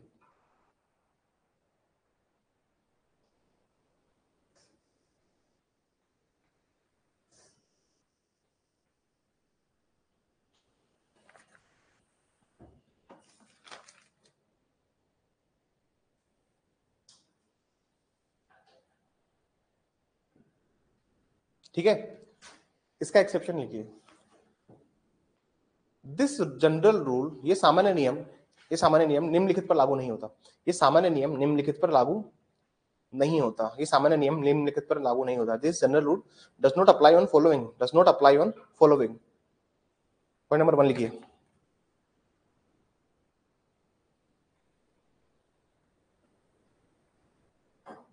When the document is executed, when the document is executed, जहां कहीं भी दस्तावेज रजिस्ट्रीकृत है, जहां कहीं भी दस्तावेज रजिस्ट्रीकृत है, जहां कहीं भी दस्तावेज रजिस्ट्रीकृत है। अगर सर डॉक्यूमेंट रजिस्टर्ड है, सुनिए बात, रजिस्ट्रार के सामने रजिस्ट्रीकृत हो चुका है, तो उस टाइम बुलाने की आवश्यकता नहीं है। ये सेल डीड जो बनी है आपने, ये सेल डीड जो है, ये सेल डीड रजिस्ट्रार के सामने रजिस्टर्ड नहीं है। पहली बात याद रखिए। तुमने जो 2 अटेस्टेड साइन किए हैं, अभी तक रजिस्ट्रेशन नहीं हुआ है इसका, सिर्फ विलेख है, डीड है एक तरह से, ठीक है ना। जिस दिन तुमने रजिस्टर्ड करवा लिया, अरे रजिस्ट्रेशन का मतलब क्या होता है, रजिस्ट्रेशन होता क्या है पहले वो समझिए। सर मेरे को कोई डॉक्यूमेंट खरीदना था, मैंने एक सेल डीड बनवाई, 500 रुपए के स्टाम्प पे लिख के 2 ने साइन कर दिया, दिस इज द डीड। इस पे नोटरी ने साइन ठप्पा मार दिया, दिस इज द डीड। ये एक विलेख है, ठीक है। दोबारा 3 चीजें होती है। पहली तो होती है एग्रीमेंट टू सेल। जमीन खरीदनी है आपको, सबसे पहले हम क्या करते हैं, जिसको हम कहते हैं बयाना देते हैं। क्या देते हैं? बयाना। हमने एक एग्रीमेंट टू सेल किया, हमने क्या किया, दोबारा हमने एक एग्रीमेंट टू सेल किया, हमने विक्रय का करार किया, भैया हम ये प्रॉपर्टी खरीद रहे हैं। कुछ नहीं है कि स्टाम्प पेपर पे लाए आप, 500 का स्टाम्प पेपर खरीदा, नोटरी से साइन वाइन करा लिए और आपने उससे लिए, मैंने 5 लाख रुपए उस पार्टी को दिए और पार्टी ने कच्चा साइन कर दिया उस पर। This is agreement to sale. 5 lakh रुपए में इसको बयाना दे रहा हूँ, एडवांस मनी दे रहा हूँ, अर्नेस्ट मनी दे रहा हूँ, उसको हम साई भी कहते हैं। क्या कहते हैं हमारे? साई। जो 5 लाख की मैंने उसको साई दे दी। दूसरी चीज आती है ये विलेख, डीड। विलेख क्या होता है सर? नोटराइज होता है। क्या होता है? नोटराइज हो गया, नोटरी के साइन वाइन करा लिए, अटेस्टेड कर दिया। तीसरी चीज होती है रजिस्ट्रीकृत। अब रजिस्ट्रीकृत क्या चीज होती है सर? रजिस्टर्ड क्या होता है वो सुनिए। रजिस्टर्ड के अंदर हम क्या करते हैं, रजिस्ट्रार कार्यालय जाएंगे। कहां जाएंगे? दोबारा हम कहां जाएंगे? रजिस्ट्रार कार्यालय जाएंगे। और आजकल डॉक्यूमेंट की रजिस्ट्री होती है फिंगरप्रिंट से, थंब इंप्रेशन से। अगर कोई भी रिसेंटली गया हो रजिस्ट्रार कार्यालय तो फिंगरप्रिंट से, थंब इंप्रेशन से, वो रजिस्ट्रार कार्यालय जाएंगे, वहां जाके रजिस्ट्रार के सामने बैठ के साइन वाइन होंगे। रजिस्ट्रार के सामने ही आपने 2 अटेस्टेड विटनेस उसी टाइम प्रेजेंट करने। क्या करना है? जब आप रजिस्ट्रार के सामने हो तो रजिस्ट्रार के सामने क्या हो गए, 2 विटनेस आए, उसने रजिस्ट्रार के सामने साइन किए। जब रजिस्ट्रार के सामने साइन किए तो रजिस्ट्रार ने एक पट्टा जारी कर दिया। क्या किया रजिस्ट्रार ने? भैया जो चीज रजिस्टर्ड हो चुकी है, जो चीज रजिस्ट्रार के सामने हो चुकी है, क्या उसके लिए आप विटनेस को वापस बुलाओगे? क्या रजिस्ट्रार का जो पट्टा दिया आपने, रजिस्ट्रार जो देगा ना सर रजिस्ट्री करने के बाद में, वही सफिशिएंट है, विटनेस को बुलाने की आवश्यकता है वहां पे? अरे बताओ, है क्या? वहां नहीं है। सेकंड पॉइंट लिखिए। फर्स्ट पॉइंट में क्या लिखा है मैंने? Where the document is registered. Second point लिखिए, where the attestation is not required. Where the attestation is not required, but it is attested, but it is ऐसे लिखिए इसको, where the registration is, ऐसे लिखिए, where the registration is not required, where the registration is not required, जहां कहीं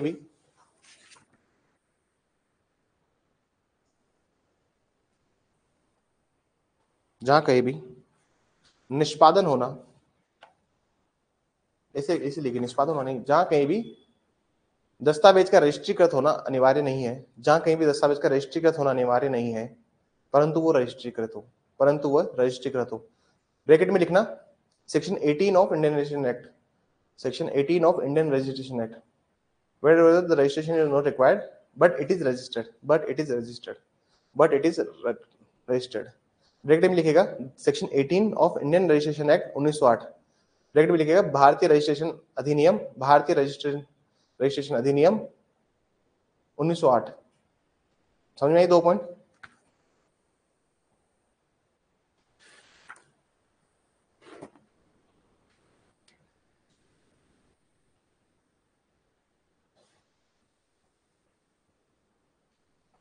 ठीक है, paragraph निकल लिखिए।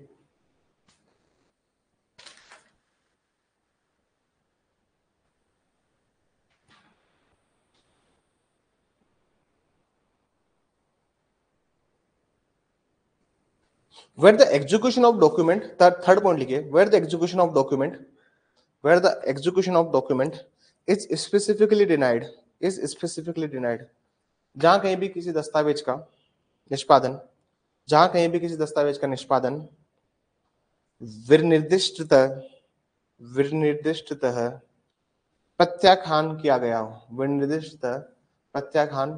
गया हो, denied, specifically denied, but the execution of document is specifically denied, विनिर्दिष्टतः प्रत्याख्यान किया गया हो। मतलब सर ऐसी बात है कि दोनों विटनेस बोल दिया आके कि नहीं हुआ। अरे कहाँ हुआ रजिस्ट्रेशन यार, तब हमने तो फिर किया ही नहीं इसको। तो जब दोनों ने मना कर दिया तो फिर बाकी तरीकों से साबित करो। अब उस पर भी नियम नहीं लगेगा। कल को मान लीजिए हेमराज ने दे दी हमें भी 50-50 लाख, 3 करोड़ की प्रॉपर्टी ना, 20-20 लाख दे दी हम दोनों को, लो सर आप भी लो, मृदुल आप भी लो, मना कर दूंगा मैं तो। बात समझ में आई कि नहीं? हमारे सामने साइन नहीं हुए ये, बात समझ में आई? जब दोनों ने मना कर दिया, स्पेसिफिकली डिनाई कर दे, हम स्पेसिफिकली मतलब विनिर्दिष्ट प्रत्याख्यान कर दे कि नहीं सर हमारे सामने नहीं हुआ, तो 3 तो अपवाद है इसके। अब ब्रैकेट पैराग्राफ चेंज करके एक सवाल लिखिए, वेदर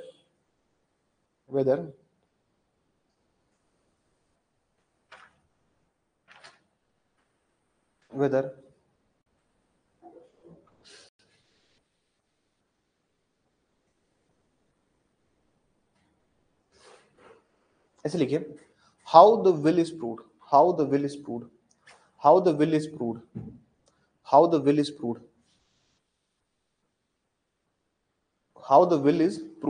क्वेश्चन मार्क डाल दीजिएगा। देखिए विल को कैसे साबित किया जाएगा, विल को विल ही लिखना, वसीयत मत लिखना। विल को कैसे साबित किया जाएगा,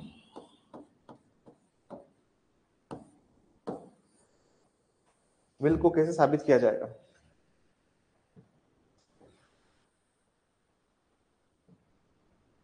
विल के लिए बहुत अलग तरह के नियम चलते हैं। अब वसीयत पे सुनिए, वसीयत पे थोड़ा ज्ञान सुनिए और सुनने की कोशिश कीजिएगा।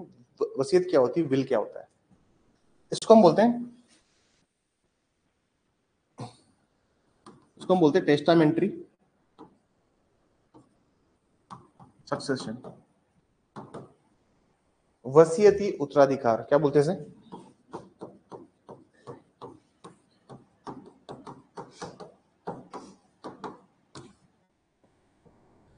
विल क्या होती है सर? प्रॉपर्टी अगर आपको भविष्य में भेजनी है, प्रॉपर्टी आपको बाईपास करनी है थ्रू अदर पर्सन, 2 तरीकों से आप बाईपास करते हो। पहला जो तरीका है आपका वो तो यह है सर कि भैया दादाजी से फादर साहब को आई, फादर से सन को आई, तो नॉर्मली होता है अपने भारतीय परिवारों में। प्रॉपर्टी जो होती है वो इनहेरेंट होती है प्रॉपर्टी, ठीक है ना। एक तरीका होता है जिसको हम कहते हैं वसीयत, ठीक है। दादाजी सर, पिताजी जयपुर आए, जयपुर आकर उन्होंने बहुत मेहनत करी और बहुत पैसा कमाया और बहुत प्रॉपर्टीज बनाई। उन्होंने दादा से 1 रुपया भी नहीं लिया। हो सकता है ये अपनी प्रॉपर्टी इसको दे ना दे, इसका हक नहीं है इसकी प्रॉपर्टी पे। ये चाहे तो वसीयत बना के, जो बुढ़ापे में, जो भाई बुढ़ापे में अंतिम समय में साथ दिया, बेटा तो भाग गया सर विदेश, आया नहीं जिंदगी में 20-20 सालों से, बोले पैसा कमाने में बिजी हूँ, वहीं शादी कर ली किसी अंग्रेज से, अभी जिंदगी में चिल। लेकिन पिताजी ने अंतिम समय निकाला नंदू नौकर के पास में। क्या नाम था नौकर का? नंदू। नंदू ने बहुत सेवा करी पिताजी की अंतिम समय में। हो सकता है ना कि पिताजी अपनी पूरी जायदाद इसको दे दे। इन्होंने एक विल बनाई। क्या बनाई? सुनिएगा कहानी को। इन्होंने एक वसीयत बनाई, इन्होंने एक विल बनाई।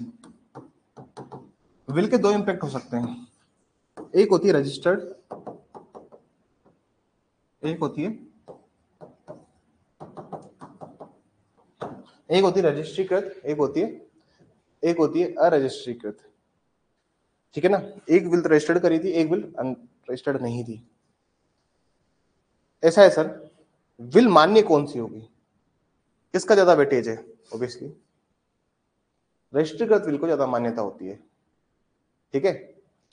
इन्होंने एक विल बना ली थी 1/1/2025 में, मृत्यु की प्रत्याशंका में। प्रत्याशंका मतलब जानते हो ना क्या होता है? Under the expectation of death. इनको लगेगा कि यार इस साल निकालना मुश्किल है, 2 अटैक ऑलरेडी आ चुके थे, इनको लगा कि यार चलो रजिस्टर्ड कर लेते इस बिल को। कुछ टाइम बाद इनको पता लगता है कि जो नंदू है इसकी आदतें खराब हो रही है। जब से मैंने विल बनाई और नंदू को पता लगा मैंने विल बना दी है इसके फेवर में, तब से इसकी आदतें क्या हो गई है, खराब हो गई है। इन्होंने एक और विल बनाई, लेकिन इस विल को इन्होंने रजिस्टर्ड नहीं करवाया। बताओ कौन सी वैलिड है,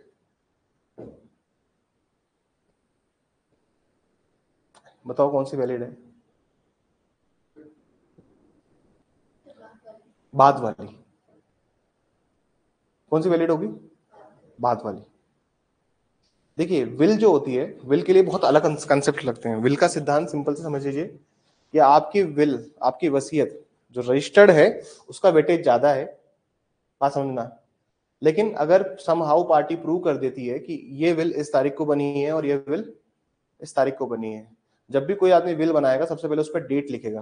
क्या करेगा कि आज दिनांक सो एंड सो मैं आज विल वसीयत अपनी बना रहा हूँ। डेट होना मैंडेटरी होती है विल के अंदर। मान लीजिए अगर कोई पार्टी प्रूव नहीं कर पाई कि ये विल इस डेट की है, मतलब ये विल पहले बनी थी, तो फिर ये मान्य हो जाती है। उसको भी फिर आप वही गवाहों से साइन साबित करोगे। साबित करोगे विल का पूरा पर्पस क्या होता है? विल पे मिलती है प्रोबेट। क्या मिलती है? प्रोबेट को प्रोबेट ही कहते हैं, ठीक है ना सर? तो आप लोगों ने आई थिंक वो सेक्शन पढ़ लिया होगा। कौन सा सेक्शन था? कौन सा? 35। और 35 में मैंने बताया था कि सर एक न्यायालय होता है जिसको हम कहते हैं प्रोबेट न्यायालय। प्रोबेट न्यायालय से जब भी किसी विल पर कोर्ट ने प्रोबेट जारी कर दी तो मतलब वो कंक्लूसिव प्रूफ है, फिर कोई भी आके उसको चैलेंज नहीं कर सकता। विल के बारे में हमेशा समझ लीजिए कि the last will is valid. Will कौन सी वैलिड होती है? लास्ट। एक बार सर जो इसका जो है ना, ये जो अपना सेक्शन है, अपना सेक्शन निकालिए एक बार 67, इसका प्रोवाइजो पढ़ लीजिए पूरा, आप समझ में आ जाएगा। उसमें लिखा हुआ है नॉट बीइंग ए विल। अगर आप ध्यान से देखेंगे ना, एक शब्द लिखा हुआ है नॉट बीइंग ए विल। मतलब ऐसा है सर, विल को विल को साक्ष्य द्वारा ही साबित किया जाएगा। कैसे साबित किया जाएगा? साक्ष्य द्वारा ही। लेकिन जब हम विल को और डिस्कस करते हैं, अगर मान लीजिए कोर्ट में पता लगता है कि ये विल बाद में, ये वसीयत को बाद में बनाया गया था। मान लीजिए एक विल है इस तारीख की, इस पे प्रॉपर्ली उसने क्या किया हुआ है सर? साइन किए हुए हैं। और ये बिल है 1/6 की, इसमें उसने क्या लगा रखा है? अंगूठा लगा रखा है। क्या लगा रखा है? अंगूठा। कौन सी बिल वैलिड होगी?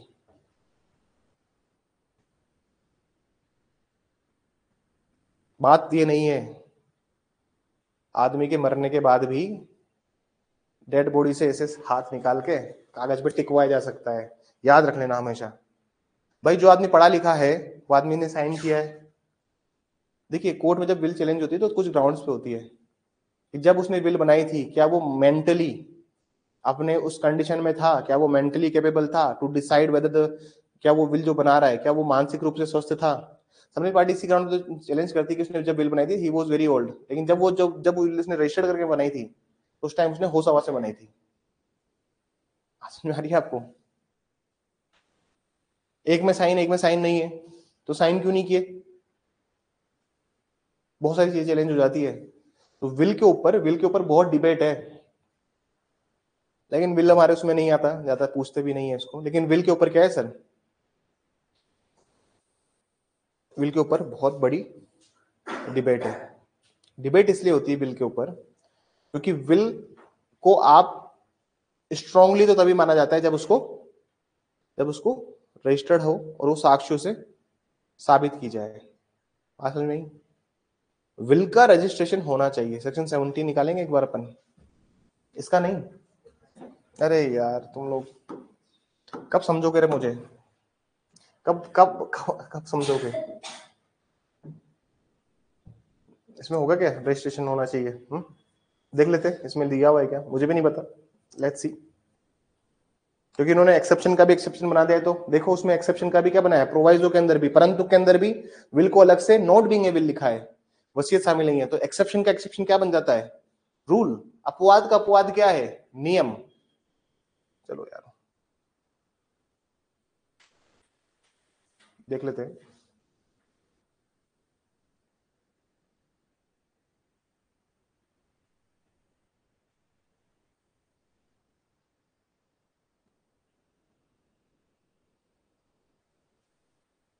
चलिए, instrument of movable property, other non testamentary lease, non testamentary instrument.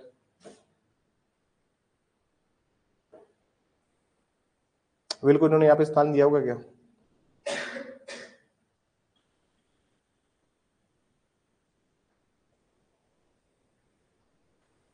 देखो मिल गया ना, पढ़िए।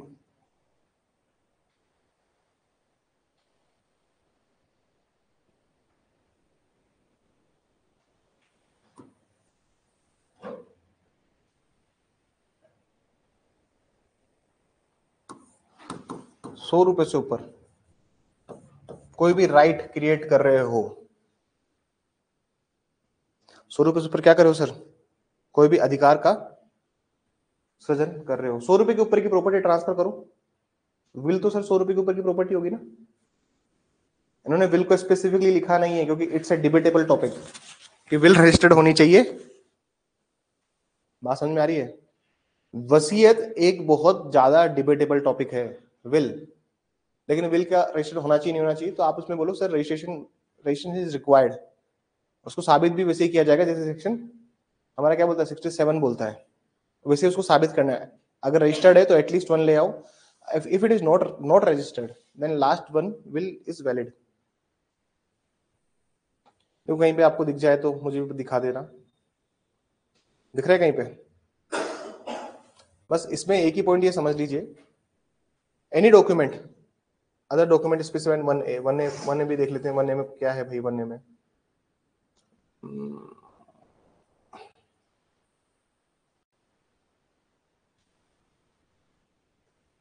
53A अलग है, 53A की बात अलग है, टीपी का 53A।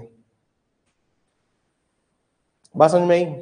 तो ये भी स्पेसिफिकली विल का जिक्र नहीं करते। हर तरफ इन्होंने क्या शब्द लिखा हुआ है? Non testamentary document. क्या लिखा हुआ है?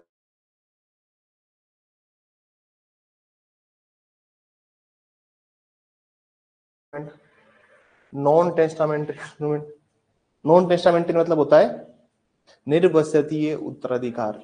निर्वसतीय मतलब जो भाई दादा से पोते को आई है ना, वो वाली प्रॉपर्टी की बात कर रहा है। कहीं पे भी ये विल की बात नहीं कर रहा है खुल के, क्योंकि अगर इसने विल लिख दिया है यहाँ पे तो फिर अनरजिस्टर्ड को वैलिड नहीं होगी, फिर वो रजिस्टर्ड ही मानना पड़ेगा। लेकिन केस लॉस कहते हैं, केस लॉस के थ्रू में क्या पता लगता है?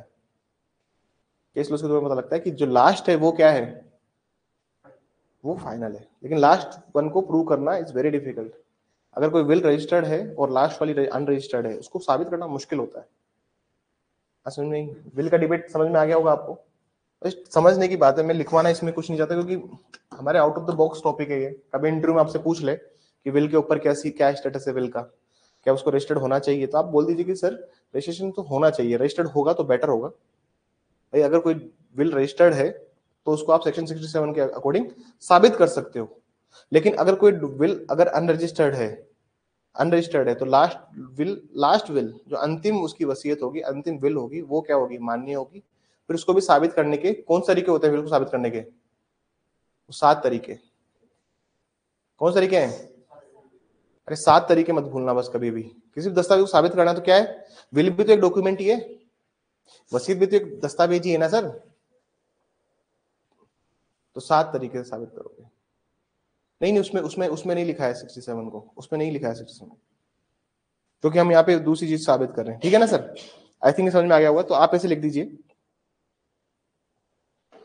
ऐसे लिखिए however, लिखिए आगे however in case of will, however in case of will, हालांकि हालांकि वसीयत के मामले में, हालांकि वसीयत या विल के मामले में the last will is valid, अंतिम विल, विल को विल ही लिखना, अंतिम will, last will be valid, अंतिम विल वैध मानी जाएगी, वैध मानी जाएगी, चाहे वह whether it is registered or unregistered, whether it is unregistered or unregistered, चाहे वह रजिस्ट्रीकृत हो या अनरजिस्ट्रीकृत, या अनरजिस्ट्रीकृत, रजिस्ट्रीकृत हो या अनरजिस्ट्रीकृत। इजी, हम आसान था। चलिए सेक्शन 68, सेक्शन 68। अरे 100 सेक्शन और पढ़ना है। कितने सेक्शन और पढ़ना है? हो जाएंगे 100 सेक्शन, क्या दिक्कत है।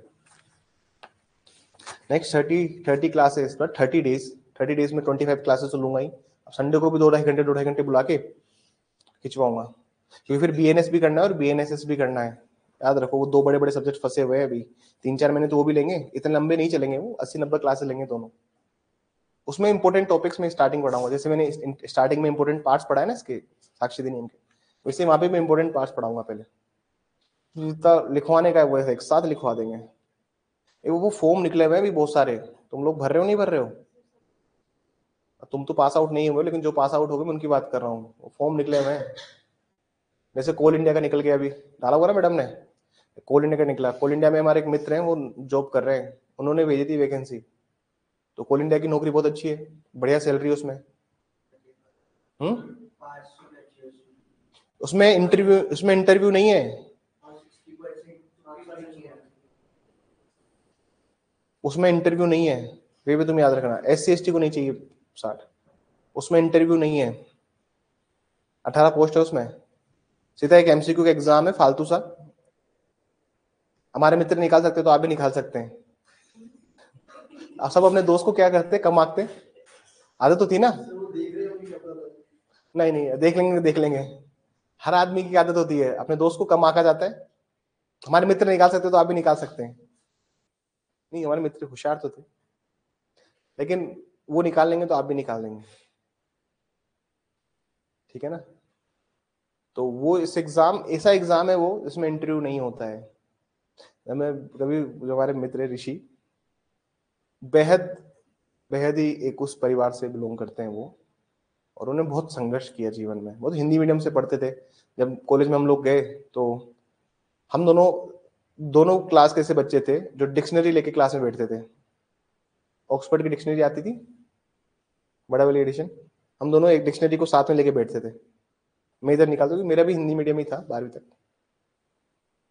तो हम दोनों डिक्शनरी को लेके बैठते थे कि यार क्या मतलब बोले, क्या बोलना जा रहा है, उसको समझ नहीं आता था। स्टार्टिंग के 2 साल तो हमें बहुत हार्ड वर्क करना पड़ा, रिग्रेस हार्ड वर्क। तो और ये जब उन्होंने एग्जाम निकाला तो उसमें ऐसा था, इंटरव्यू नहीं था, और जो मित्र थे हमारे उनमें बोलने की स्किल्स बिल्कुल भी नहीं है, उनको मतलब बिल्कुल भी बोलना नहीं आता है, वो बिल्कुल शांत रहते हैं हमेशा। जब उनको एग्जाम निकला तो मेरा पहला सवाल था कि इसमें इंटरव्यू था नहीं था रे, क्या था भाई, इसमें इंटरव्यू था या नहीं था तेरा? कि नहीं भाई इसमें इंटरव्यू नहीं था, इसमें सीधा एक MCQ का एग्जाम था और लिस्ट बन गई, मेरिट और बन गया सिलेक्शन। मतलब ब्रिलियंट एग्जाम दिस इज। और सैलरी अब 1 लाख प्लस है, आप सोच लीजिए। अभी उसको कंपनी ने 1.5 लाख का लैपटॉप दिया, 1.5 लाख का बजट दिया उसको, 1.5 लाख उसको अकाउंट में डाले कि सर आप AC खरीद लीजिएगा और लैपटॉप खरीद लीजिएगा। अभी 1 लाख और देगी AC के लिए। उसमें क्या क्या खरीदना था उसको, एक लैपटॉप खरीदना था, एक ईयरफोन खरीदना था, एक पेन ड्राइव, एक हार्ड ड्राइव खरीदनी थी। कंपनी ने स्पेसिफिक बताया कि कोई भी i7 से नीचे का मत खरीदना, 1 TB होना चाहिए, 16 GB रैम चाहिए, इतना ग्राफिक्स होना चाहिए, इतना वो होना चाहिए। आप सोचिए 1.5 लाख तो सिर्फ लैपटॉप के लिए फंड दिया है उसको, कोल इंडिया में, उसी की वैकेंसी निकली है अभी। इसमें इंटरव्यू भी नहीं होता, आप सोच लीजिए कितना आसान से एग्जाम हो गए। एक वो रेलवे में भी निकली है, 3 साल 5 साल का एक्सपीरियंस चाहिए उसमें। रेलवे की वैकेंसी का मतलब समझ लो कि मैंने 15 साल में पहली बार रेलवे की वैकेंसी देखी है। रेलवे में लो ऑफिसर का, तो ये सोच लो क्या होगा तुम्हारा, जिंदगी भर तुम्हें तत्काल की लाइन में नहीं खड़ा होना पड़ेगा। जिंदगी भर नो नो तत्काल, नहीं कभी ना कभी तो खड़ा होना ही पड़ता है, त्योहार के टाइम पे होना पड़ता होगा, आप कितने भी VIP लगाओ।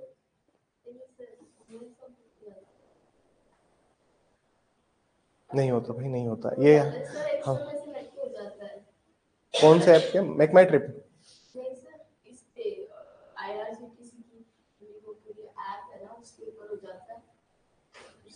तत्काल? नहीं ऐसा तो हमने नहीं सुना है। मेरा कर देना आप टिकट, ठीक है ना। ये तो बहुत अच्छी बात है यार, पता नहीं कौन सा स्कीम है, हमें नहीं पता। महिला कोटे से होता होगा।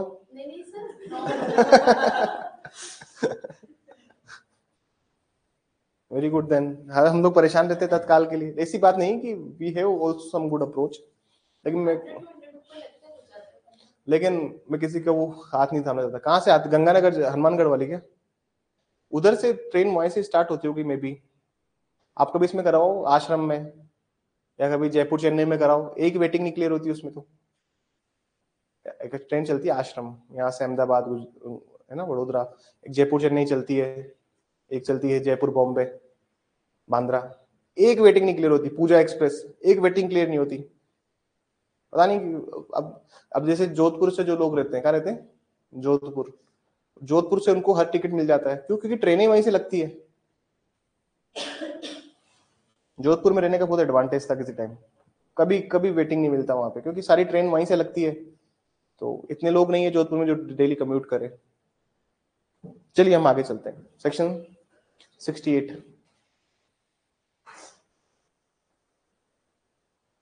तो अभी वैकेंसीज की भीड़ा रखी, 2025 में बहुत वैकेंसी आ रही है। जो बच्चा पास आउट है ना सर, वो प्लीज सिंसियरली किसी भी एग्जाम में निकाल के इस एग्जाम को क्रैक कर सकता है। इस साल आरजेस नहीं है, लेकिन वैकेंसीज हैं, डिपार्टमेंटल वैकेंसीज हैं। तो प्लीज मेक श्योर कीजिए एक बात कि इस साल नौकरी लगनी है। आप मेरे पास आते हो, जिस दिन पास आउट हो जाओगे उस दिन से आपका काउंटडाउन शुरू कर लेना कि सर नौकरी लगनी है, सर को नौकरी लग के दिखानी है। डिपार्टमेंटल हो या जुडिशरी हो या एपी हो या जेल हो, नौकरी लगनी है। ये सोच के अगर पढ़ाई करोगे तो ही कुछ हो पाएगा। कंपटीशन देख लो क्या है, हर एरी गिरी नौकरी में हाथ मारो। सेक्शन 68 लिखिए।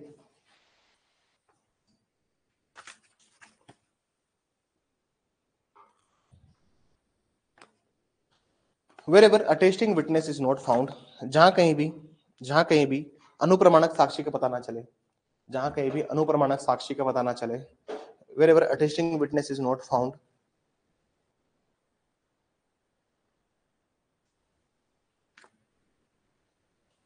then such document is proved by handwriting or signature of such person. Then such document is proved by handwriting or signature of such person. तो ऐसे दस्तावेज को तो ऐसे दस्तावेज को तो ऐसे दस्तावेज को ऐसे दस्तावेज को साबित करने हेतु ऐसे दस्तावेज को साबित करने हेतु निष्पादन करने वाले व्यक्ति का हस्ताक्षर या हस्तलेख लिया जाएगा या हस्तलेख लिया जाएगा या हस्तलेख लिया जाएगा या हस्तलेख लिया जाएगा। सर कल मान लीजिए कल को भैया अपने कहीं कहीं जॉब लग जाती है, अपन पोस्टिंग है अपनी, ठीक है ना, अपन साउथ में रहते हैं, मृदुल भी जॉब लग के वापस कर्नाटका बेंगलोर पहुंच गया, जाओगे बेंगलोर अब जॉब करने? नहीं जाओगे ना। कल को मान लीजिए वो भी बेंगलोर पहुंच गए, ठीक है, और अब इस केस का मामला है जिसका पता ही नहीं चल रहा कि कहाँ गए जिन्होंने अटेस्ट किया था, जिनका पता नहीं चला कि इन्होंने अटेस्ट कहाँ किया था। तो फिर इन्हीं लोगों के हैंड राइटिंग या सिग्नेचर लेके उसको साबित किया जाएगा। तो सिंपल सी बात है, अगर नहीं पता लग रहा है तो फिर ऐसे कर लो। समझ में ही बात? लिखिए सेक्शन 69। अरे जल्दी से खत्म कीजिए, कुछ नहीं है इसमें ज़्यादा टाइम नहीं खराब करेंगे फालतू सेक्शंस में। 69 लिखिए इसमें। wherever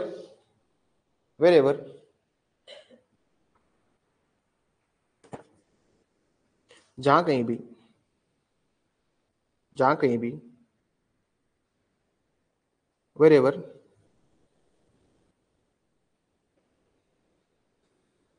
party to an attested document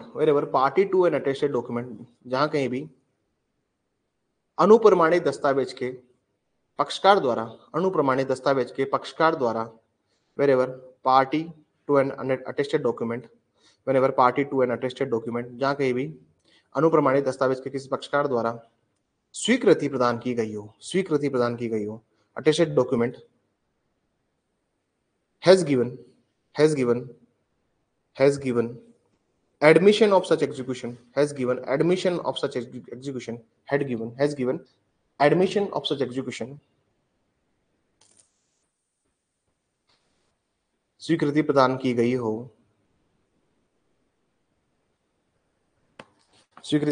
हो तो तो ये उसके विरुद्ध पर्याप्त सबूत होगा, तो ये उसके विरुद्ध पर्याप्त सबूत होगा।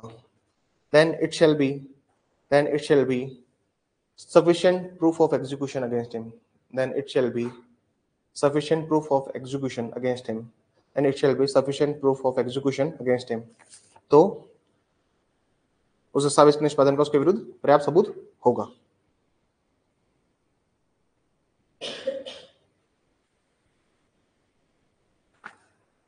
and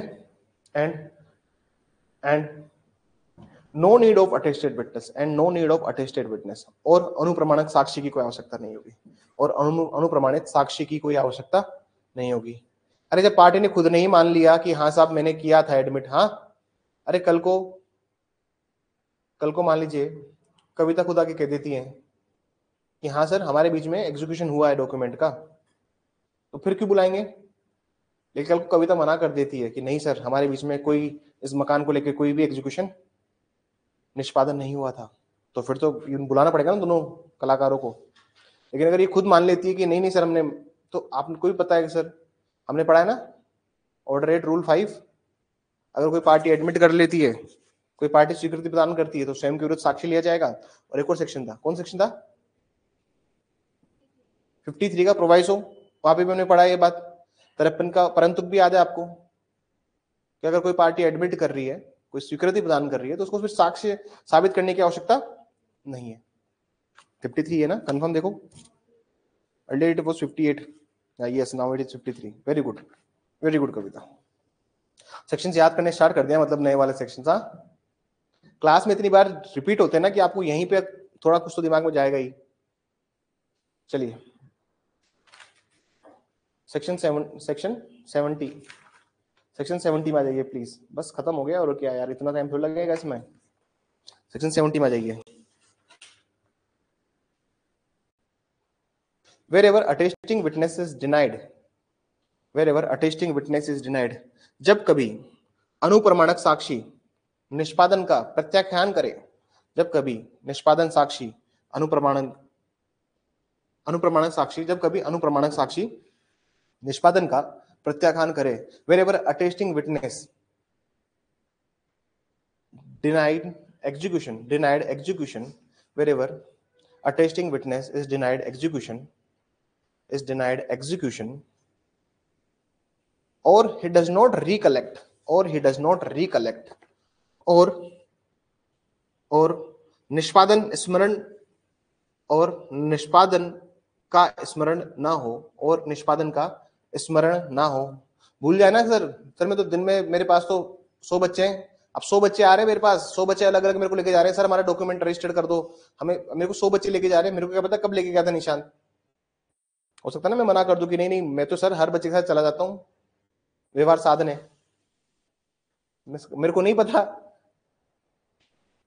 तो मैं स्पेसिफिकली डिनाई कर दूं कि नहीं मैं नहीं किया था। या फिर मैं बोलूं यार मेरे को याद नहीं आ रहा, कोर्ट में क्या बोलूं, मेरे को याद नहीं आ रहा। आगे लिखिए, then it can be proved by other manner,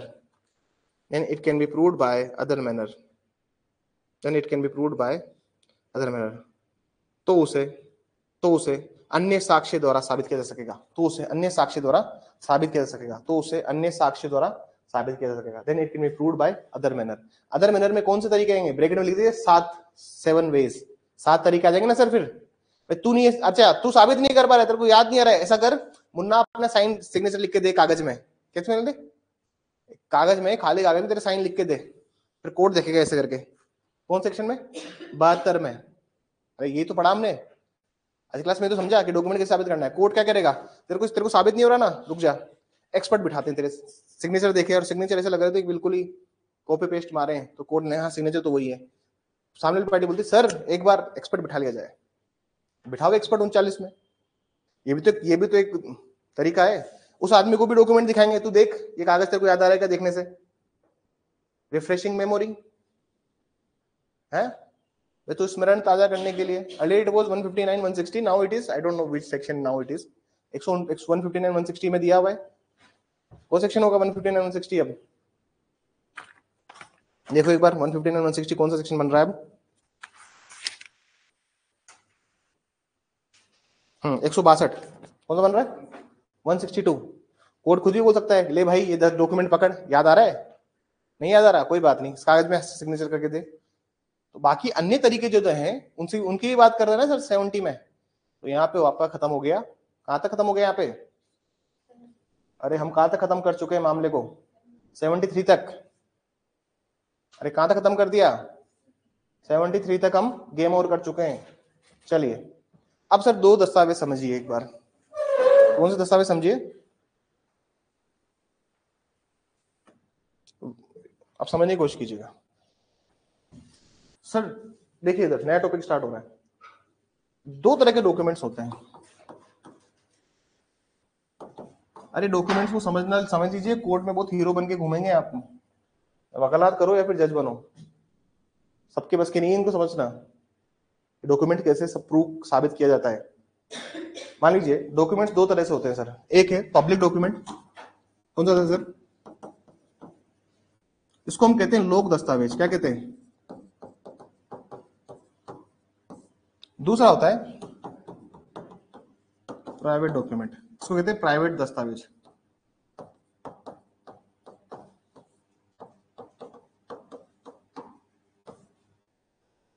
पहले क्या था ना सर, दो सेक्शन से अलग अलग, अब इन्होंने क्या किया है, अब इन्होंने क्या कर दिया सर, दोनों को एक ही में कर दिया। तो ये तो बन गया 74 क्लोज 1 और ये बन गया है 74। डायग्राम बना लीजिए।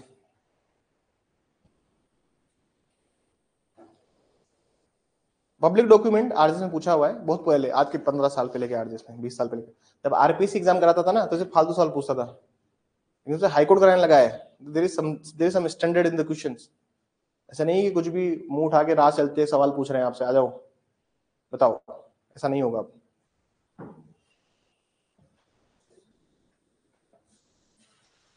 क्या देख रहे हो Hemraj,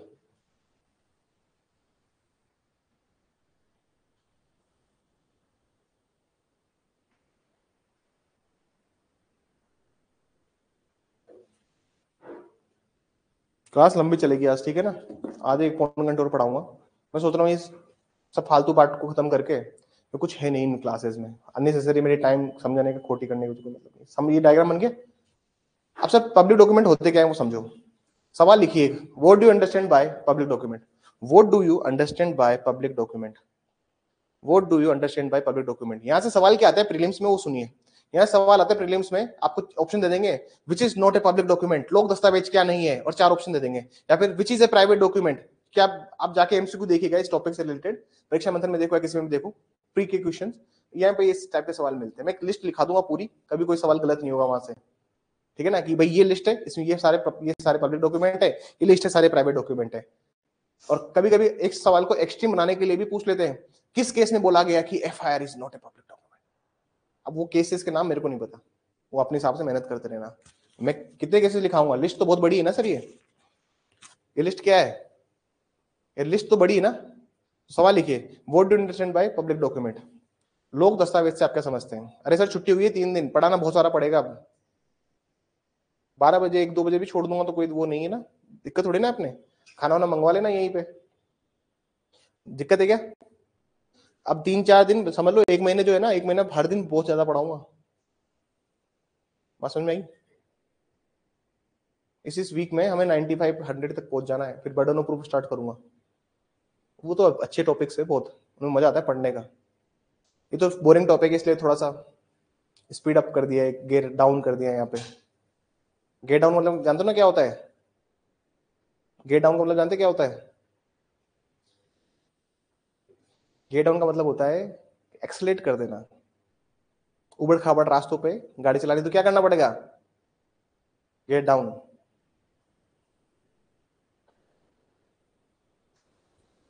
what do you understand by public document, लोक दस्तावेज से आप क्या समझते हैं। लिखिए, दोज डॉक्यूमेंट्स विच वह दस्तावेज जिनके जिनको वह दस्तावेज जिनको those documents which, point number A, act of sovereign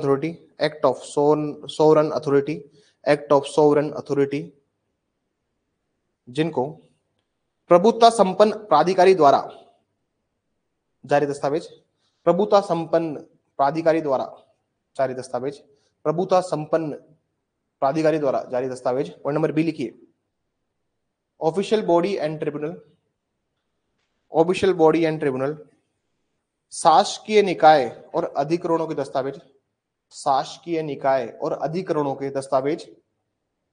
point number C लिखिए, पॉइंट नंबर सी लिखिए, document by public officer, document by public officer, document by public officer, comma judiciary, comma judiciary, comma legislation, public officer, comma judiciary, comma legislation, and executive of India, and executive of India, and executive of India, and executive of India, or of a foreign country, or of a foreign country। वह दस्तावेज जो भारत के, वह दस्तावेज जो भारत के या किसी विदेश के विधायी, भारत के या किसी विदेश के विधायी, कोमा न्यायिक तथा कार्यपालक लोक अधिकारियों के, तथा कार्यपालक लोक अधिकारियों के, तथा कार्यपालक लोक अधिकारियों के, तथा कार्यपालक लोक अधिकारियों के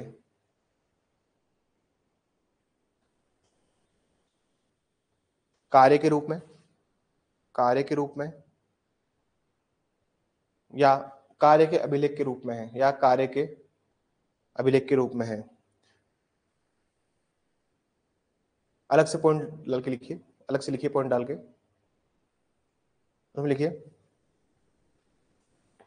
any public record kept by state और यूनियन टेरिटरी, किसी राज्य या संघ में रखे गए, किसी राज्य या संघ में रखे गए, किसी राज्य या संघ में रखे गए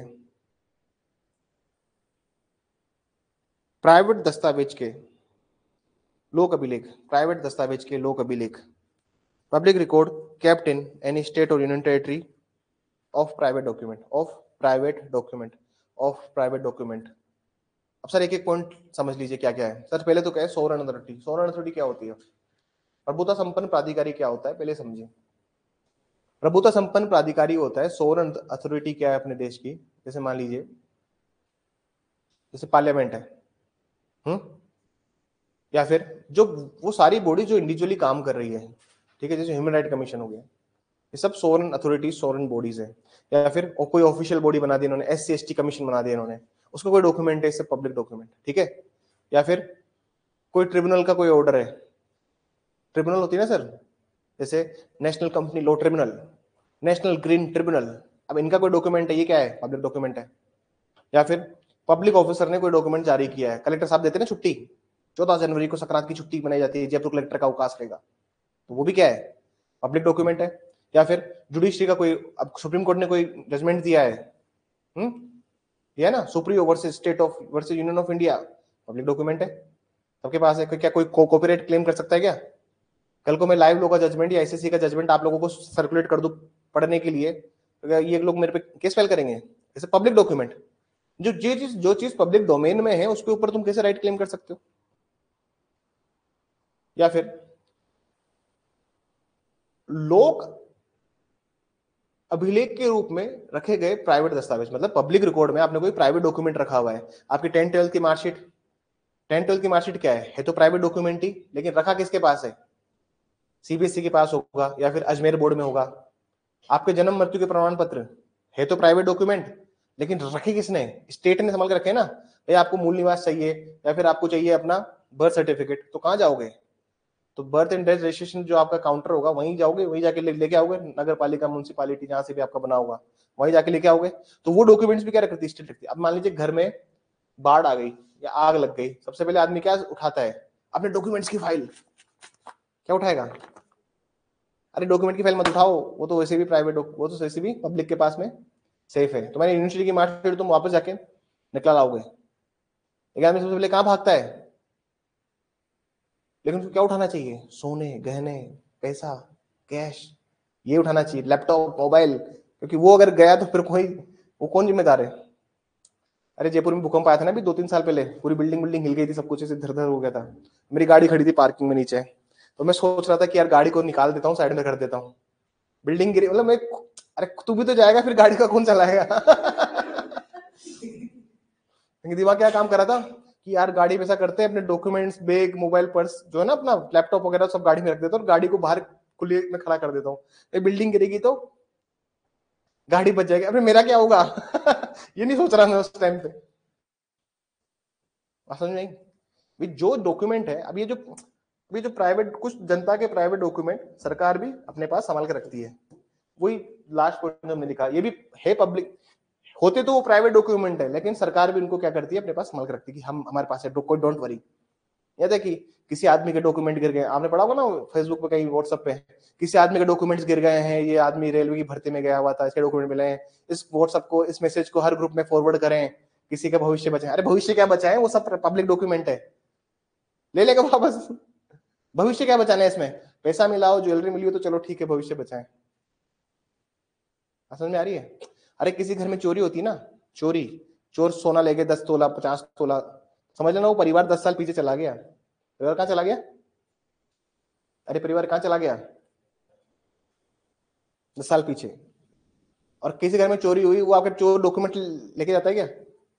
हाँ, चोर क्या करेगा आपकी एलएलबी की डिग्री का? क्या करेगा सेमेस्टर की मार्कशीट का? सप्लीमेंट्री आई हुई, कुछ करेगा क्या उसमें? उसको क्या मतलब है उसमें? ये समझने की बात है। क्या बात है? समझने की, ठीक है ना सर? एक लिस्ट लिख लीजिए, the following held not to be public document, the following held not to be public document. निम्नलिखित दस्तावेज को, निम्नलिखित दस्तावेज को लोक दस्तावेज नहीं माना जाएगा, निम्नलिखित दस्तावेज को लोक दस्तावेज नहीं माना जाएगा, निम्नलिखित दस्तावेज को लोक दस्तावेज नहीं माना जाएगा। Point number 1, an application for license, an application for license, अनुज्ञप्ति के लिए आवेदन, अनुज्ञप्ति के लिए आवेदन, अनुज्ञप्ति के लिए आवेदन। पॉइंट नंबर 2 लिखिए, ए पोस्टमार्टम रिपोर्ट, ए पोस्टमार्टम रिपोर्ट, पोस्टमार्टम रिपोर्ट को पोस्टमार्टम रिपोर्ट लिखना है। क्या बोलोगे हिंदी में पोस्टमार्टम रिपोर्ट को? बताओ। मृत्यु की रिपोर्ट। हाँ, क्या लिखोगे? क्या लिखोगे पोस्टमार्टम रिपोर्ट को? हाँ, हिंदी मीडियम वाले बच्चे बताओ। तो पोस्टमार्टम की रिपोर्ट। पॉइंट नंबर 3 लिखिए, an insurance policy, an insurance policy, insurance policy को भी इंश्योरेंस पॉलिसी लिख दीजिएगा, ठीक है ना सर? बीमा की पॉलिसी लिख दीजिए इसको, ठीक है, और क्या बोलूं, और सरल भाषा में लिखना, बीमा की policy. Point number 4, a private sale deed, a private sale deed registered under registration act, a private sale deed registered under registration act. रजिस्ट्रीकरण, रजिस्ट्री रजिस्ट्रीकरण अधिनियम, रजिस्ट्रीकरण अधिनियम में, रजिस्ट्रीकरण अधिनियम में प्राइवेट विक्रय विलेख, प्राइवेट विक्रय विलेख, प्राइवेट विक्रय विलेख। 5वां लिखिए, a panchnama prepared by police officer, a panchnama prepared by police officer, police अधिकारी द्वारा तैयार किया गया पंचनामा, पुलिस अधिकारी द्वारा तैयार किया गया पंचनामा। पंचनामा क्या होता है वो सुन लीजिए। पंचनामा एक पब्लिक डॉक्यूमेंट नहीं होता। जैसे मान लीजिए किसी आदमी की डेथ हो गई, हमने क्या करते हैं, हम इंक्वेस्ट रिपोर्ट करते हैं। इंक्वेस्ट रिपोर्ट होता है मृत्यु समीक्षा रिपोर्ट, 173 है सीआरपीसी का। अब जो भी होगा बीएनएसएस का पढ़ेंगे तब देखेंगे। अब 173 सीआरपीसी में क्या दिया हुआ है, पंचनामे की रिपोर्ट दी हुई है। अब क्या होता है पंचनामे में, सुनिएगा ध्यान से, बिल्कुल कान लगा के। सर किसी भी आदमी की अगर मान लीजिए रहस्य में परिस्थितियों में उसकी डेथ हो गई, ठीक है ना, सस्पिशियस सर्कमस्टेंसेस में उसकी डेथ हो गई, उसकी कॉज ऑफ डेथ का पता लगाया जाता है कि इसकी डेथ, मृत्यु कैसे हुई है, ठीक है, कॉज ऑफ डेथ का पता लगाया जाता है। उसकी, इसको बोलते हैं मृत्यु समीक्षा रिपोर्ट, मृत्यु की समीक्षा की जाती है कि डेथ कैसे हुई है, इसको बोलते हैं इंक्वेस्ट रिपोर्ट। अब क्या होता है, पुलिस वाले क्या करते हैं सर, जैसे मान लीजिए एक आदमी की लाश मिली खेत के ऊपर, ठीक है ना, उसको सबसे पहले स्पोर्ट किया, अड़ोस पड़ोस खेत में जो काम करे थे उन्होंने, मुंह से झाग निकल रहे थे उसके, तो 5-2 लोग आए, फिर 5-10 लोग आए इकट्ठे, उसको उठा के बाइक पे बिठा के हॉस्पिटल लेके सफा खाना, सफा खाने में उसकी, सफा खाना जानते हो ना क्या होता है, हॉस्पिटल, उसकी डेथ हो गई सफा खाने में। और वहां पे जब पता डेथ हुई तो फिर पटवारी जाके रिपोर्ट बनाई, इंक्वेस्ट, क्योंकि पटवारी का काम होता है इंक्वेस्ट करना। उसने पुलिस वाले को भी बोला, पुलिस वाला आया मौके पे, उसने एक पंचनामे की रिपोर्ट बनाएंगे फिर वो पूरी, पंचनामे में क्या होता है, आसपास के लोगों से बयान लेंगे कि क्या कर रहा था, नहीं सर दवाई छिड़क रहा था, पास में टिफिन खुला हुआ है। किसान भाई की डेथ कैसे होती है, घर से खाना आया है लेकिन भूख लग रही, अब पूरी दवाई छिड़कते, ठीक है ना, घर से खाना आया हुआ है तो काम का प्रेशर है सर, तो क्या करते हैं, नहाते धोते नहीं है, उन्हीं कपड़ों में हाथ धोए मिट्टी से और ऐसे करके उसी से खाना खा लिया। अब क्या होता है, केमिकल रिएक्शन कर गया बॉडी में और उसकी वही डेथ हो गई आधे घंटे बाद, तो खाना शरीर में पड़ा था और उधर वो उसकी, तो भाई उस आदमी ने बोला होगा कि सर ये तो कीटनाशक में दे, तो ये मुंह से झाग निकल रहा था। और पोस्टमार्टम की रिपोर्ट में भी है। तो पंचनामे में क्या होता है, जो भी लोग उसकी डेथ के बारे में जानते हैं उसका स्टेटमेंट रिकॉर्ड किया जाता है, तो ये एक पब्लिक डॉक्यूमेंट नहीं होता। अब जिन केसेस के थ्रू आए तुम रिसर्च कर लेना अपने हिसाब से, तो लिस्ट लिख लो बस। अगला लिखिए, chargesheet, chargesheet police report, chargesheet, chargesheet, chargesheet लिख लो, पुलिस रिपोर्ट लिख लो, जैसे भी लिखना है लिख लो। 7वां पॉइंट लिखिए, अरेस्ट वारंट, गिरफ्तारी के लिए वारंट, गिरफ्तारी के लिए वारंट। एफिडेविट, शपथ पत्र, कौन सा हो गया, 8 हो गया ना, एफिडेविट, शपथ पत्र।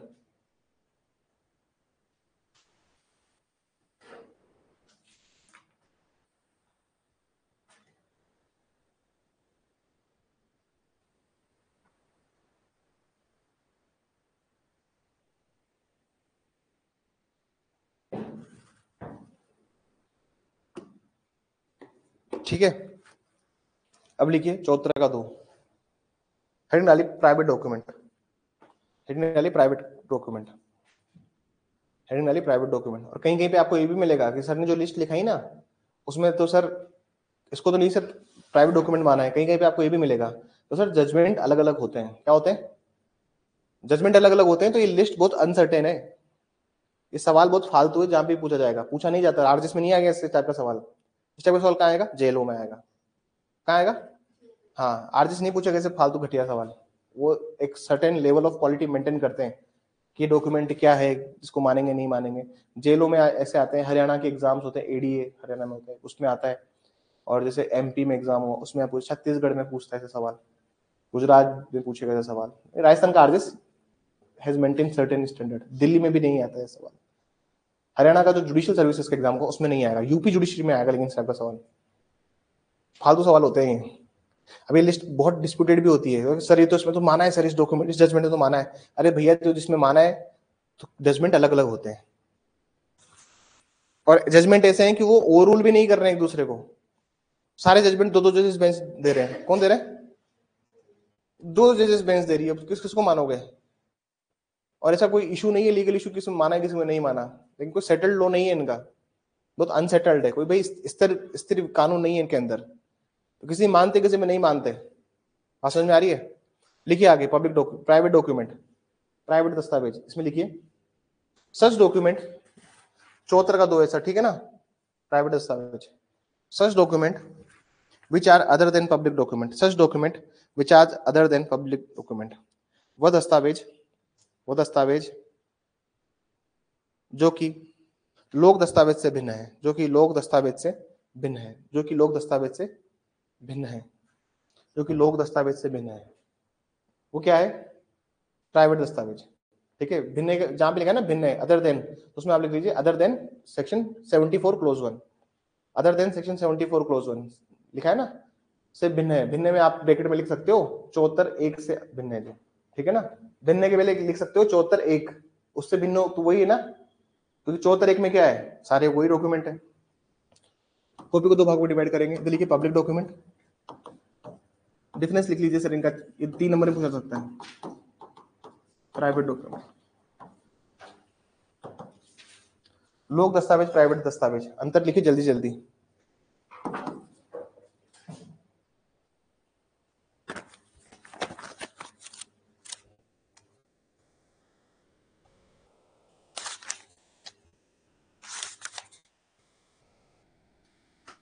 लिखिए,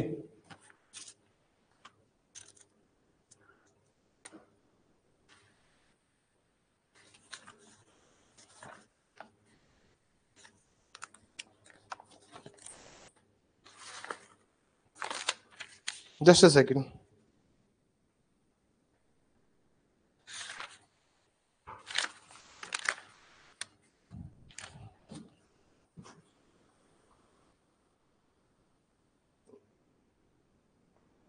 लंबी क्लास में दिक्कत तो नहीं है आप लोगों को? ऐसा नहीं कि समझ में नहीं आ रहा, ऊपर से जा रहा है।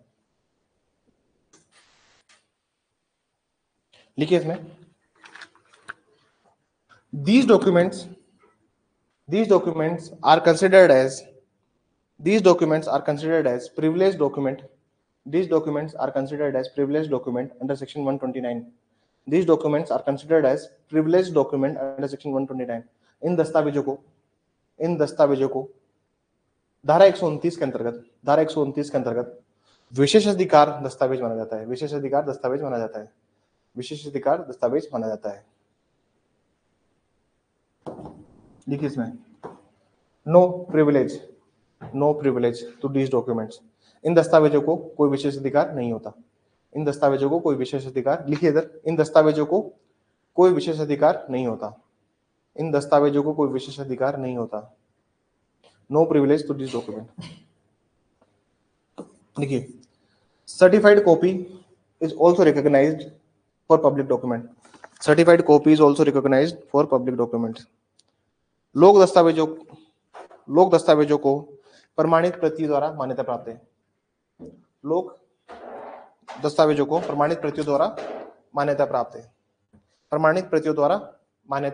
है। लिखिए, original document must be produced. मूल दस्तावेज प्रस्तुत करना होगा। सर पब्लिक डॉक्यूमेंट में तो क्या है, आप एक फोटोकॉपी दे दो उसकी, हाँ चल जाएगा ना काम। भाई किसी से अटेस्ट करा लिया, कराते ना सर अटेस्ट, आपके अड़ोस पड़ोस होगा ना, फर्स्ट ग्रेड का मास्टर कौन है, चलो जाओ उसके पास। डॉक्टर कौन है, हाँ कंपाउंडर कौन है, उसको जाके सील लगवाते। वेज जी कौन है, वेज जी से भी करवाते हैं। कौन है, उसके साइन लगवा दिए, उससे अटेस्ट करा लिया, भाई 10th-12th की मार्कशीट है। अब तो सेल्फ अटेस्टेड हो गया है, पहले तो ऐसे कराते थे ना। थर्ड लिखिए, और प्राइवेट में तो सर ओरिजिनली देना पड़ता है आपको। थर्ड लिखिए, कस्टडी ऑफ स्टेट। राज्य के नियंत्रण में कस्टडी ऑफ स्टेट। लिखिए, कस्टडी ऑफ पर्सन, स्वयं व्यक्ति के नियंत्रण में।